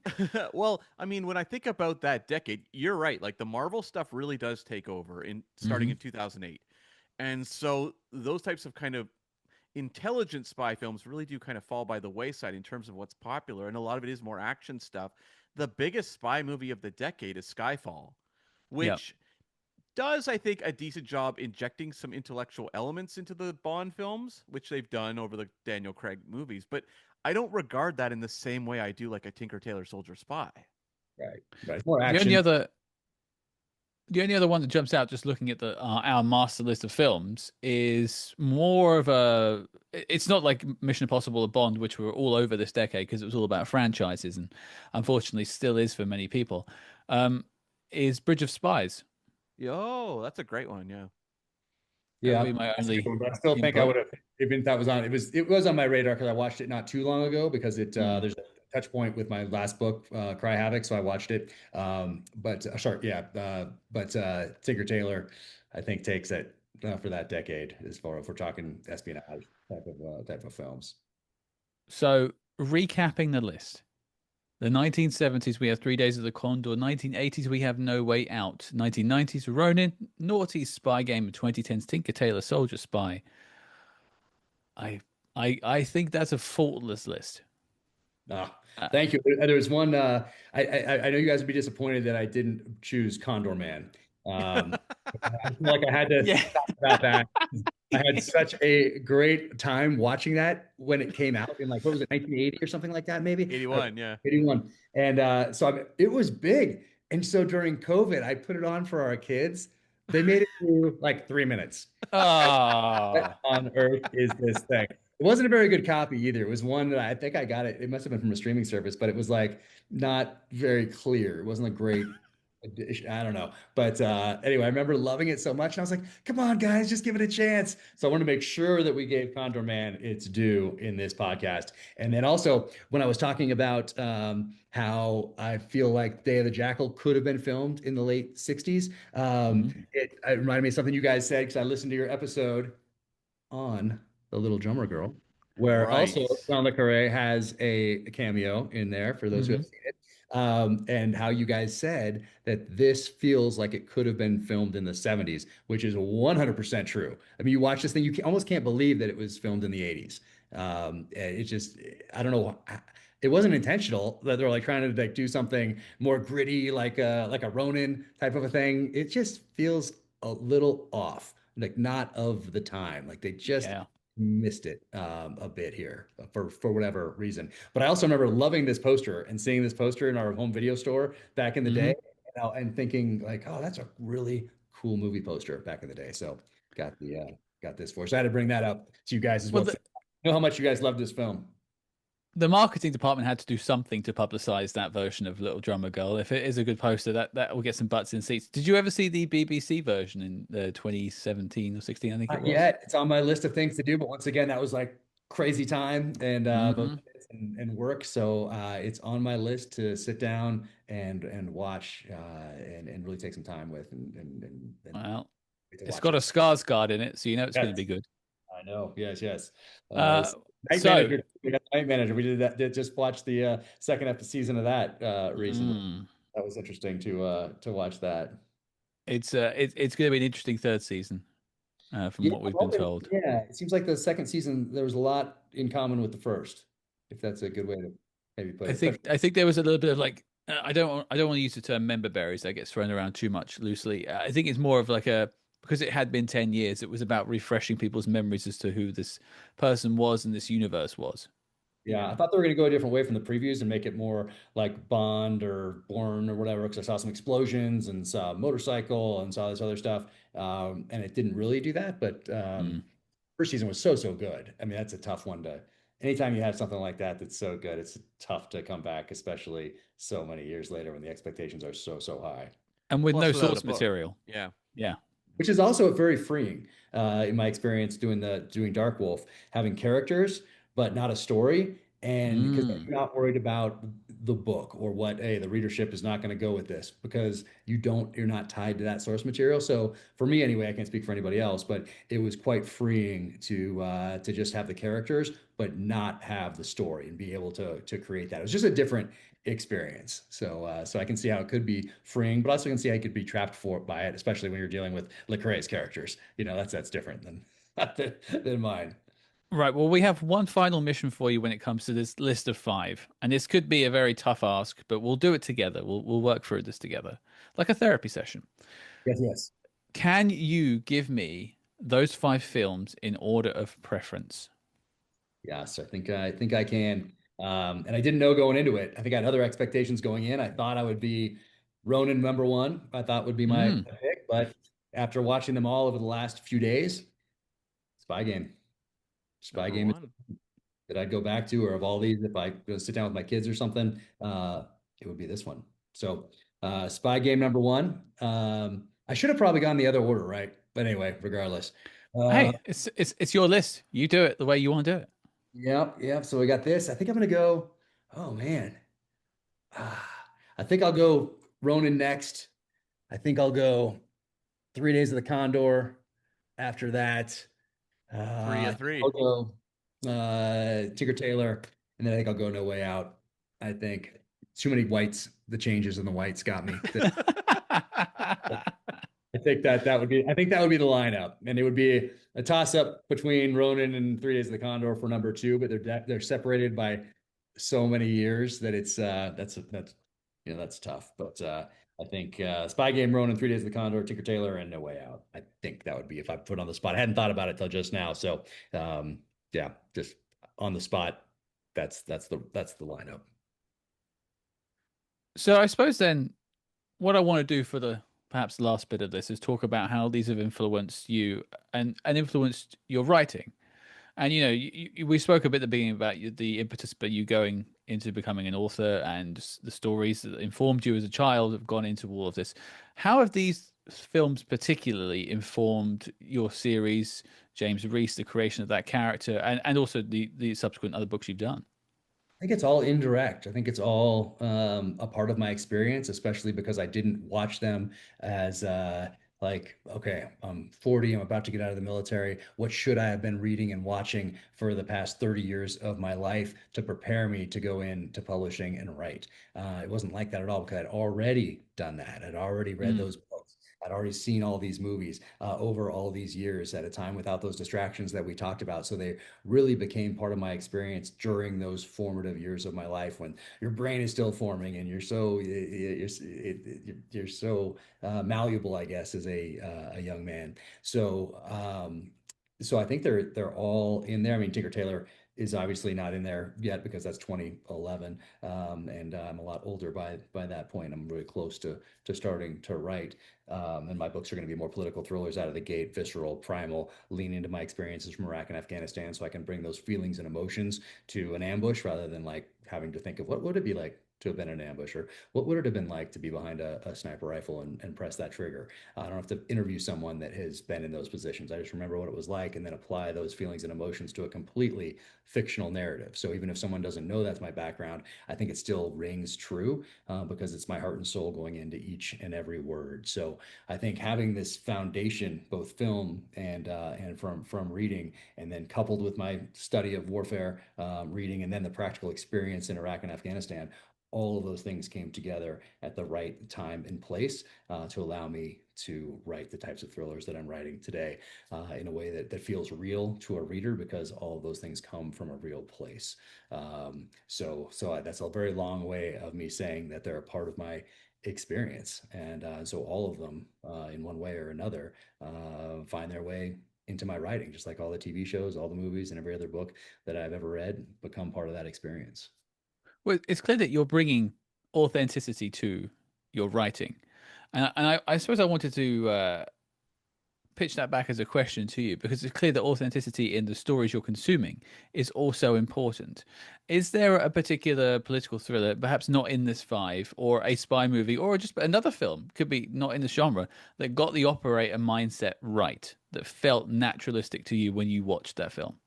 Oh yeah, I was just thinking about this the other day. Gosh, and what was it? Um, I'm gonna lose it. I'm gonna have to call you guys back and text you later. I'll Um, put text on screen right now for the video version. yeah, yeah, no, I know there have been a few out there, but more than that, I think I like I said earlier, I don't like to pick things apart. I mean, I do Mm.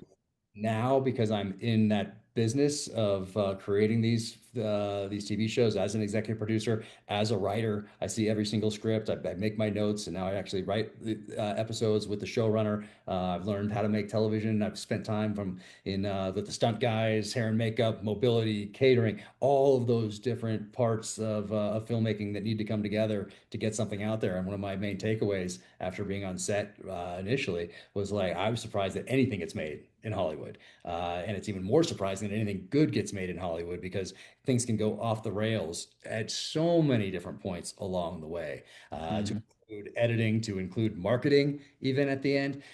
So there are so many ways that things can get messed up. So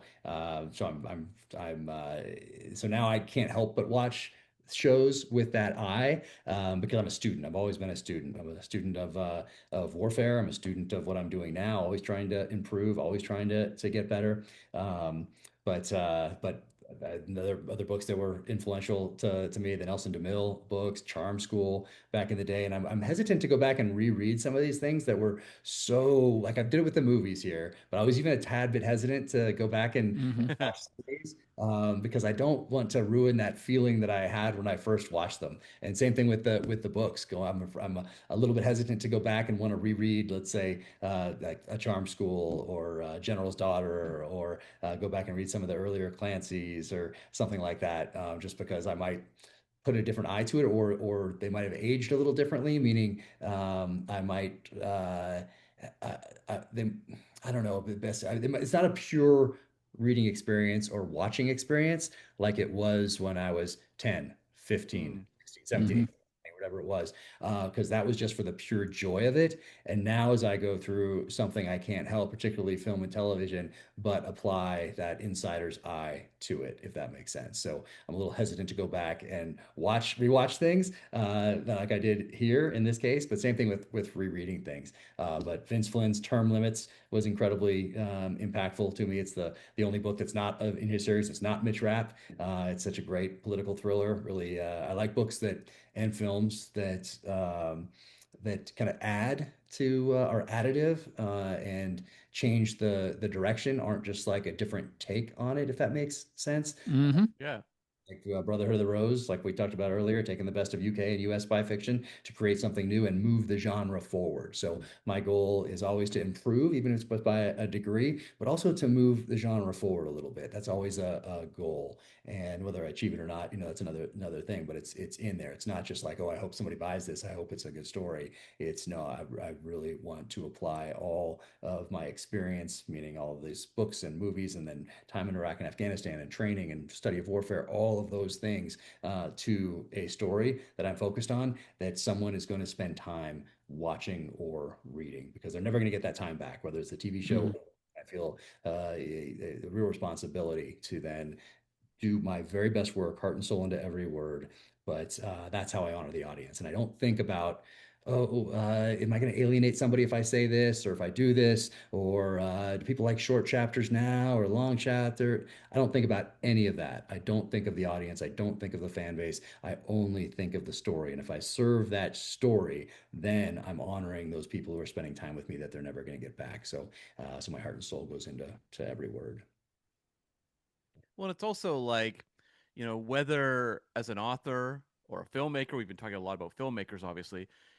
At a certain point, when you have a voice and people love your voice, they'll follow you. They're not reading the book because, I like books with short chapters or whatever. It's like, I want to hear what, Jack Carr has to say. Like, I want to hear him tell a story. So I feel like at this point, you probably pretty confidently have an audience that wants to hear what you have to say, regardless of how the forum changes or how the stories change as well. Yeah, maybe that's even more responsibility than to get better with each outing. But that's just in life in general, no matter what industry you're in. I think it's important to try to improve. I want to be a better husband and father today than I was yesterday. I want to be a better Mm-hmm. citizen today than I was yesterday. I want to be a better author today than I was yesterday, better filmmaker today than I was yesterday or with the last show or whatever it might be. So yeah, it's but I feel extremely fortunate to be able to do all these things that I love so much. But I bet you guys can guess which one of these my wife didn't make it all the way through. And I said she didn't watch. I didn't force her to sit through Tinker Tailor, so that's out. But of these ones, what do you think? She made it through all of them but one. I think I know which one it is. Cam, do you have a pick? So I didn't think there was like an obvious one. It's not like Condor Man is, in the grouping where you go, well, clearly it's Condor Man. My guess was actually Ronin. Huh. I went with Spy Game because that is a little bit of. I mean, there is some Brad Pitt in there, but it is a little bit labyrinthian at times. Oh my lord! It was Really? Condor. Really? It was. Yeah, What was it about you Wow. had Condor? And you where had did it enough. lose her? But it's also because we'd watched all of it. It was the last one also. Mm. I think that by that point she was like, "All right, I've had it with your with you." I'm spied out. I've got it. Exactly. So that might Yeah. have gone in there, but I think she thought it was a little bit dated all the Mm, way around, I think. So anyway, so that was the one. That was the one. And I'm I thought it would be the opposite, or not the opposite. I thought that she'd make it through this one because of Robert Redford. Um, yeah. but yeah, yeah, only made Hmm. it about halfway through. Only made it about Well, half. I've got a series of questions lined up for as we're approaching the end here, and we've spoken a lot about spy novelists and spy films, and a little bit about James Bond. And you're clearly a very big James Bond fan. On your trip here in the UK, you visited a few Bond locations and bits and bobs on your trip here. What I'm curious to know about is what are your thoughts on the future of James Bond, and what would you like to see happen casting wise, perhaps, or just perhaps like tonally with Bond moving forward? What's your sort of hope for the future? Yeah, it's and I've said this for the last few years now, is that it would be, and they're not going to do it, but a way to reset this franchise is to go back and do the books as period pieces. So you do them from the 50s and you stay as true as you can to the source material. And obviously things are going to change in an adaptation, but because you're showing it through a different medium, telling a story through a different medium. But go back and have him driving that Bentley blower from the 30s, even though it's the Yeah. it be post World War II. Have it be the UK not as a major superpower and trying to find its place in the world, and really have Bond be that link to the past and to Empire. And that I think would be a way to reset the series that people would go, oh, now I'm not going to compare this to Daniel Craig and those last series of films. I'm not going to compare this even to Connery. I'm going to see this as something new because it hasn't been done before. Even cool if they did it in black and white or gave you a black and white option. But regardless, to do them in order as period pieces and reset the franchise that way. Have a World War II veteran, leaning maybe a little bit of that, a tiny bit, but there would be a really cool way to do it. And I doubt they will, though. But that would be my guess. The other way to do it is the opposite, which I don't think would play as well, which means you have an aging Bond, which also allows an audience to say, "Oh, I can't compare this to the last few films. Can't compare this to Daniel Craig because now I have Pierce Brosnan living on a beach somewhere that gets dragged back in because of someone he maybe recruited to make it more of a spy type thing than an action type of a film, but still blend them in a way that a Bond audience expects." So that's what I would like to see going forward. And they have an opportunity to do it. They have a real opportunity to do that, to reset the franchise. And then after you have the source material right there. You have all these books to go through. Hmm. So you got multiple seasons. You get over 10 seasons of television if they do it that way, or 10 films, and you can replace the actor halfway through because the audience is already, maybe gets a little too old. We're already conditioned to do that with multiple Bonds in the past. So you have some options, but it allows you to reset the series in a way that's palatable to the audience. And they will never do it though, I doubt. But that'd be fun. It would give me my faithful adaptation of Moonraker I've always wanted. Exactly. I mean, that's Yeah. the one right there. That would be pretty cool. And to do that as a period piece also and have Hmm. the car getting The destroyed car and chase going down to Dover and all that. Yeah, that I would be would take that. yeah, that'd be cool. And get some real characters in there, like we talked about with all these. What was similar in all these, the through line through all these films we talked about were those characters that we have in the casting. So gosh, so critical moving forward, and Yeah. not just for Ron, but people be focused on that, but that supporting cast going forward also so critical. And just Uh, think about how like empowering having a gala brand in a Bond story would be. Like it's a Bond girl who isn't interested, who is engaged and does not get with Bond in the end, and it actually has far more layers to her than some in the past have. And I think that could be a really interesting way of doing a Bond story. Yep, and it would be that would be, and it's there. That's the thing. Yeah. It's for me when I put myself in. Now that I have some experience with the Hollywood executives type thing, it's some things are so clear to me, and some things were clear to me on the battlefield. Things were clear to me when I stepped into publishing, just because I'm looking at a battle space and figuring out how to adapt to it. And so it's very similar to what I did in the battlefield. Same thing with publishing and why I have a podcast and why there's a merch line and why I do engage on socials and all of that, because I realized the literary landscape had changed from the 80s and 90s when I formed kind of my opinion and love of it. I thought you could just write a book up in the mountains, send it to New York, maybe do one interview on a CBS morning show, and then go back to writing. I didn't Hmm. realize that there were going to be a lot less readers when I stepped into the breach here, and that you were going to have to engage and build a readership at a time when there are so many other distractions out there. So I feel like that's something that I am good at, is to be able to evaluate a battle space. And by battle space, I don't really mean the battlefield, but that's part of it. But Hmm. I think a Hollywood executive, they took a breath and looked at it and looked at resetting this series, especially if they're a fan of Fleming and Bond and they want to respect that legacy that was built for them, that they're now inheriting. That's a responsibility. And if they took it that seriously and didn't just look at numbers and data and all the rest of it, and really went back to that, let's say 80s, 90s creative type of a time frame when that we still had creative people in executive positions, then that might be more palatable to them to say, oh, you know what? We do have all these novels. Yeah, we can do them as period pieces because we always say we don't want to do that because it's so expensive, but then we do a Wuthering Heights, or we do them all the time, even though we complain about them and say we're never doing them. Every year we get one or multiple. So just embrace it and do it and honor that source material, and realize that you have a new franchise essentially with characters that people are already identifying with a built-in audience that you can now run with for the next 20 years if you do one every 2 years. So or longer than that actually. So it's I'd love for them to do that. It was a very long way of me saying that I'd love for them to do it. I think that was music to a lot of people's ears, much like your list of 5 films were. I fully stand by it. And as you have some connections to Amazon, I'm now going to implore you to make this happen. Oh, I would, believe me. I'll do what I can. I will do what I can. So I've got a couple of questions. I want to talk about the fourth option, but I want to put a couple of questions to you because a couple of colleagues at work heard I was talking with you and immediately threw a bunch of questions. So I've picked some of my favorites, and here we go.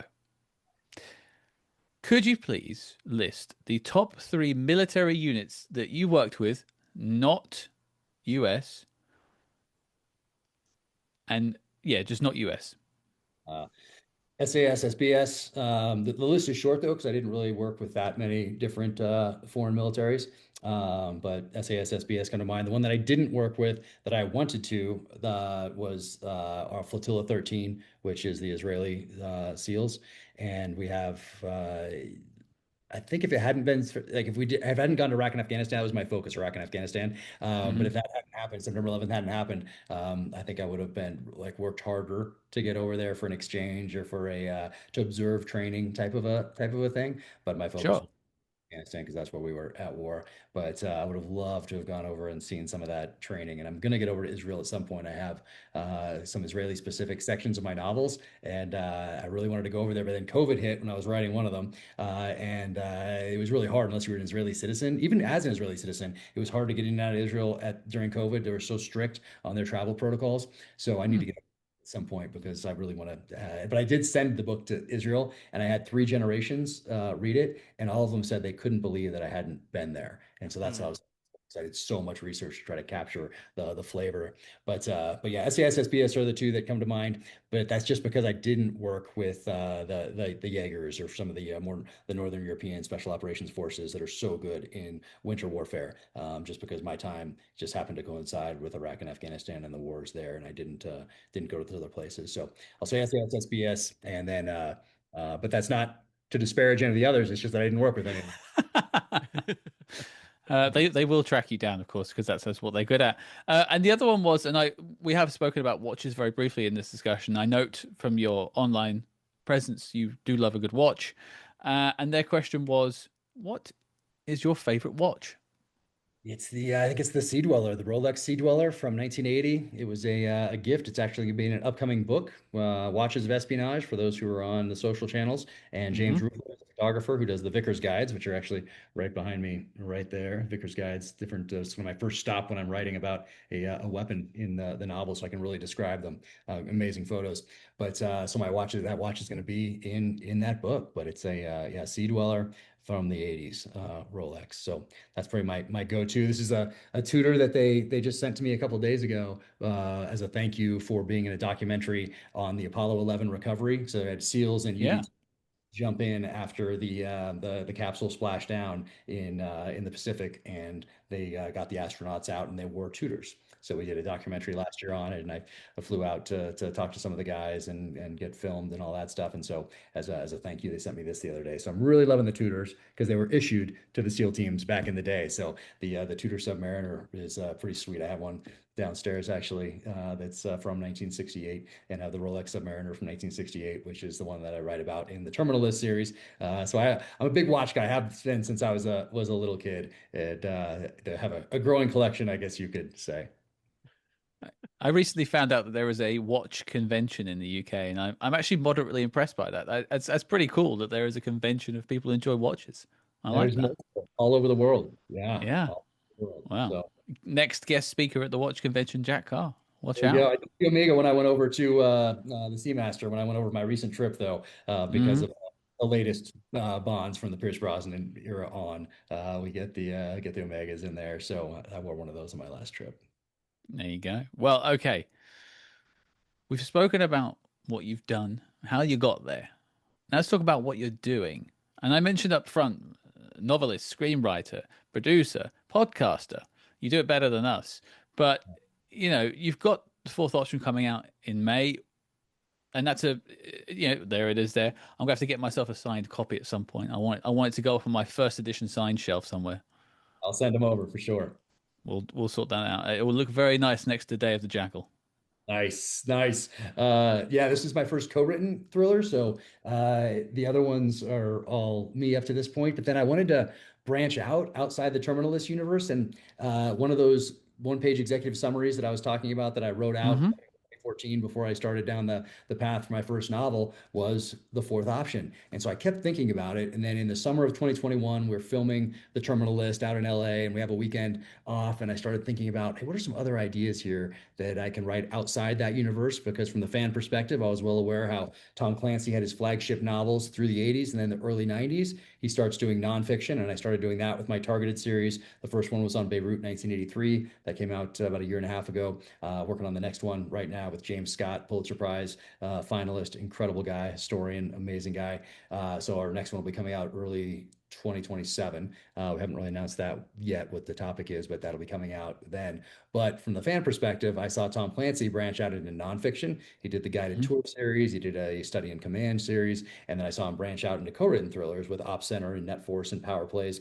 So from the fan perspective, I was well aware of this, and I have all these other ideas that I want to write about. So I thought, well, I want to do this fourth option. But then a year passed, and I'm doing another James Reese. A year passed, another James Reese. A year passed, I'm doing Tom Reese, the dad in Vietnam, and all these other screenwriting responsibilities and producer's responsibilities for the shows and all the rest of it. And I realized I might never get to tell this story, and I really want to do it. So I tracked down MP Woodward, who's a former naval intelligence officer, and asked if he'd like to do this together. So I sent him my PowerPoint presentation. I put together a 40-page PowerPoint presentation in 2021 that had actors attached and kind of like a mood board type of a thing.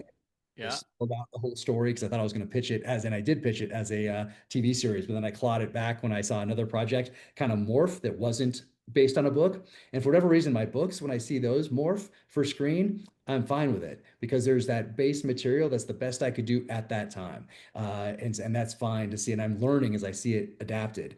But to just have the idea out there, and to have a robust outline out there, and executive summaries out there, and that sort of a thing, treatments out there, and then to watch those change, so that whatever gets up on the screen, that no one will ever see that base material, that the best that I could do with the story at the time. No one will ever see that. They'll just see what's on the screen. And so I started clawing these things back, and now I'm going to turn them into books. And if they get option, fine and whatever. But there'll be that base material is the best that I could do at any given time. So anyway, sent that to him, and he wanted to jump on board with it. So he got me a rough draft based off all of that stuff. We did an outline back and forth for a few months, and then he jumped into a rough draft, gave that to me in August, and then I've been working on it ever since, until a couple nights ago when I sent in my second pass, and then I'll get one more chance to look at it, and then it's off to the printer. So this is a galley copy, and I don't like galley copies being out there because it's still based on a rough draft. I mean, it's not the final copy, so there's mistakes in here, and I don't like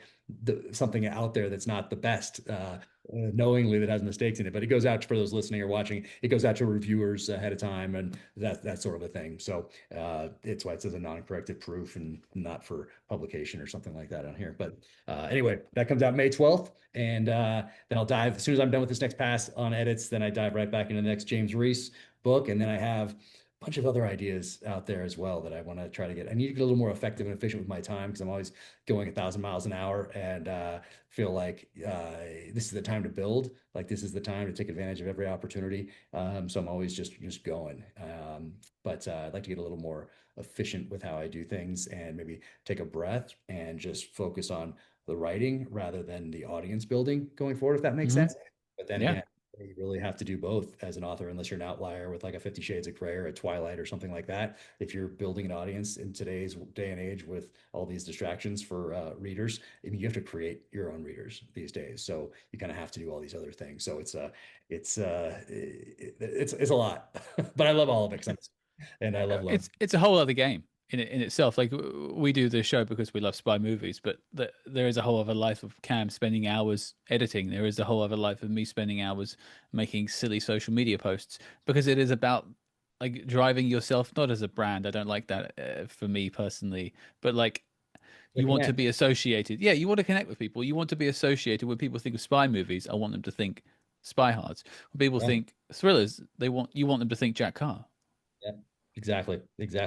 And today it's very important to have that relationship. I think people want to know the person behind whatever product it is. That's very important to people. these days. So, and when I know face of a brand type of thing, you think of like, makeup or some cover girl type of a thing, but people want to know like that person's story. That's important today, for that person who's the face of a brand or the creator of something, whether it's like post-it notes or whatever else. Like people now are interested in that sort of thing. Who created this Yeah. thing? They do this? What's their backstory? And then by learning that backstory, in most cases, I guess if you're not, I guess you have to be likable. I mean, if you're a horrible person, it's not going to work. But We're still working on that. Still working on that. It's sharing that story, and how you did this is interesting to people too, because everyone's on a mhm. journey.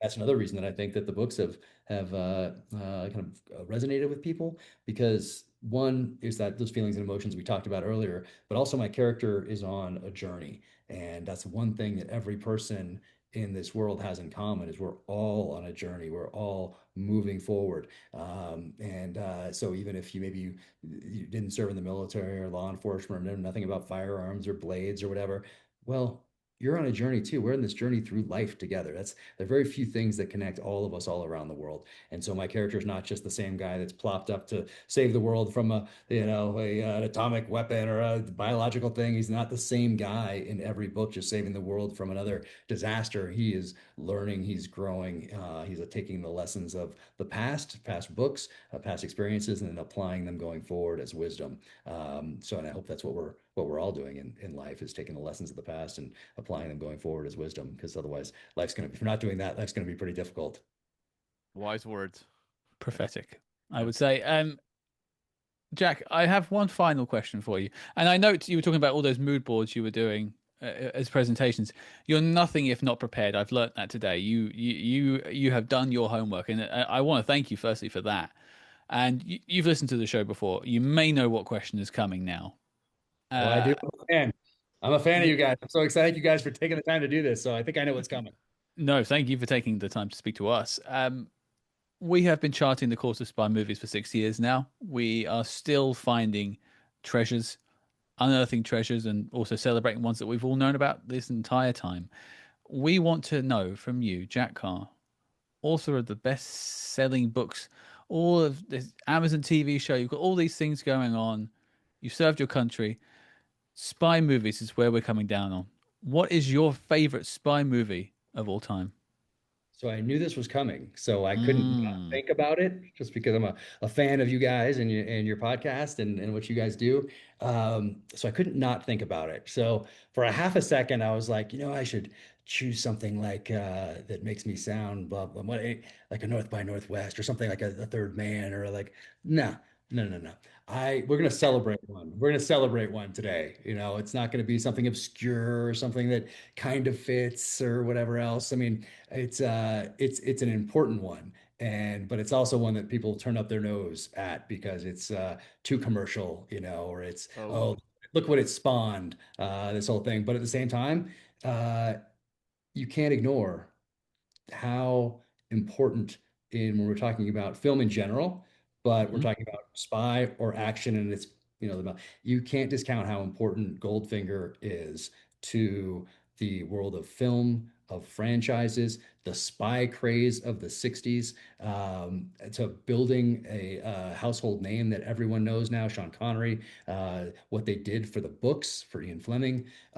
So I'm going with Goldfinger, even though I know some people will turn up their nose at it because it's not Tinker Tailor, obviously. It's not the BBC show, and it's not the Gary Oldman 2011 version we just talked about, but it established Bond as a franchise that is continuing today. It set that model, even though I probably, if I was choosing between that and From Russia with Love, I go from Russia with Love. I probably like that movie better, but what Goldfinger did for that franchise and for film and for the spy craze of the 60s, you cannot deny how important that film was across the board. So Goldfinger it is.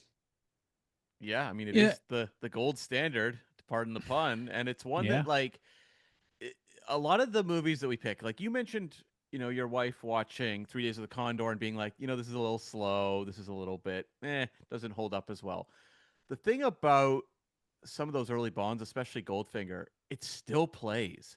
There's the odd moment where you go, well, we wouldn't have done that the same way now. But in terms of a 2 hour adventure action film, it still plays. It has that Raiders of the Lost Ark quality where you can say, maybe someone younger is going to prefer a newer movie, but they can still watch it and be entertained. And there's a big difference between movies like that and some of the other ones. Like you go, I love On Her Majesty's Secret Service. I don't know that if you were to show that to like a 15-year-old now, they would find it entertaining. Yep. No, there's certainly that. And now we go back. I remember in the 70s as a kid in the early 80s, people talking about that film. Very different from how most people talk about that film today. Yeah. But yeah, Goldfinger, I mean, it's fun. You know what? It's fun and it's okay for a movie to be fun. So I love it for all those reasons. I think we've pulled away a little bit from the idea of just having a bit of fun. With films, there's a lot of self-seriousness going on at the moment, and I think whatever comes next for Bond needs to have a little bit of a wink at the screen. A little bit, maybe not too much, maybe not quite, octopusy, but somewhere in between. And you're right. When Cam and I reviewed Goldfinger, God knows, years ago now, I remember saying on the episode, "What can you say about this? How can you critique it when it is perfection?" There's a reason why people say it's the gold standard. There is a reason why if someone on television or film throws a hat, you think odd job. Like Yeah. it's reverberated through the decades and still is and will continue to do so. And much as you can say all these heady choices like License to Kill, On Her Majesty's Secret Service, it just goes back to Goldfinger. I think so. I think so. I mean, it would be a very imagine the franchise stopping it from Russia with Love. I mean, how does that impact so many other franchises out there, so many other films out there? The spy craze of the 60s. I mean, it's a different future in film without Goldfinger there. And yeah, easy to turn up your nose at it, especially today. But like you said, I didn't want to be too heady about it and choose something that's just fun and that I have great memories. I didn't come to later in life. No, I watched that in the 70s on that RCA video disc player. I wore that movie out. I probably could do every single line from that movie from memory. And its impact is undeniable. Your choice wasn't shocking, positively shocking. So there you go. There, I see what you did. Jack, thank you so much for spending the time with us. I know everyone listening will just have a ball, and your list of the thrillers was fantastic. I recommend everyone go and pick up every single book you published, but especially go and pick up The Fourth Option out in May. Check out your show on Amazon as well. Like, watch the TV that you've been working on, and I'm sure there'll be more Jack Carr affiliated television in the future. Yeah, but I don't have the date yet on True Believer, which is my second book, but that comes Hmm. out. I think it'll be later 2026 now, but that's coming up as well, and that's fantastic. Working on the last episode edits right now to lock that, and it's so good. So I'm very excited about that. And then interesting, just for you guys, like how things work in Hollywood. We're seeing a little bit of a holding pattern, trying to figure out the new executives at Amazon that have come in. Hmm. And so I think if the last ones were in there, we were already on track to be doing multiple other things, but now with new leadership, they reevaluate everything. So, we'll see. And I just feel fortunate that have three shows made, two are out, one coming out. And if nothing else ever gets made, I feel extremely fortunate that I got to be a part of the last three. And if you ever want to write in a slightly inept British and Canadian spy into the background of one of your stories, we'd love it if you called them Scott and Cam. Oh, that's fantastic. I might have to do that. There's two guys in The Devil's Hand that in my outline, they were 100% gonna die. And this happens a lot of times actually. And then I got to know them as I went, and they were like these two guys, surveillance guys, and I put them in conversation with each other. And that's when I get to know characters when I put them in Hmm. conversation. And in the outline, James Reese was gonna for sure kill these guys. And then by the end, I got to know them so well through their conversations with each other. I'm like, he can't kill these guys. So that happened. And the opposite happens too. Someone who's for sure going to live ends up getting killed because as you write this story out and turn that outline into the narrative, things just change and develop naturally. And you get to a point you're like, so and so's got it is a goner. That's just how it's got to be. That's naturally how to do it. So You spoke about manifesting. You could say you manifested a lot of things. We're now manifesting being killed by James Reese. there we go. It might happen. It might happen. But I don't know. I like you guys so much. You might just get arrested and thrown in prison forever. Well, I wouldn't mind that either. Jack, it's been a pleasure. Thank you to talk. Thank you for speaking with us. Hey, thank you guys so much. I'm a big fan. So you guys take care and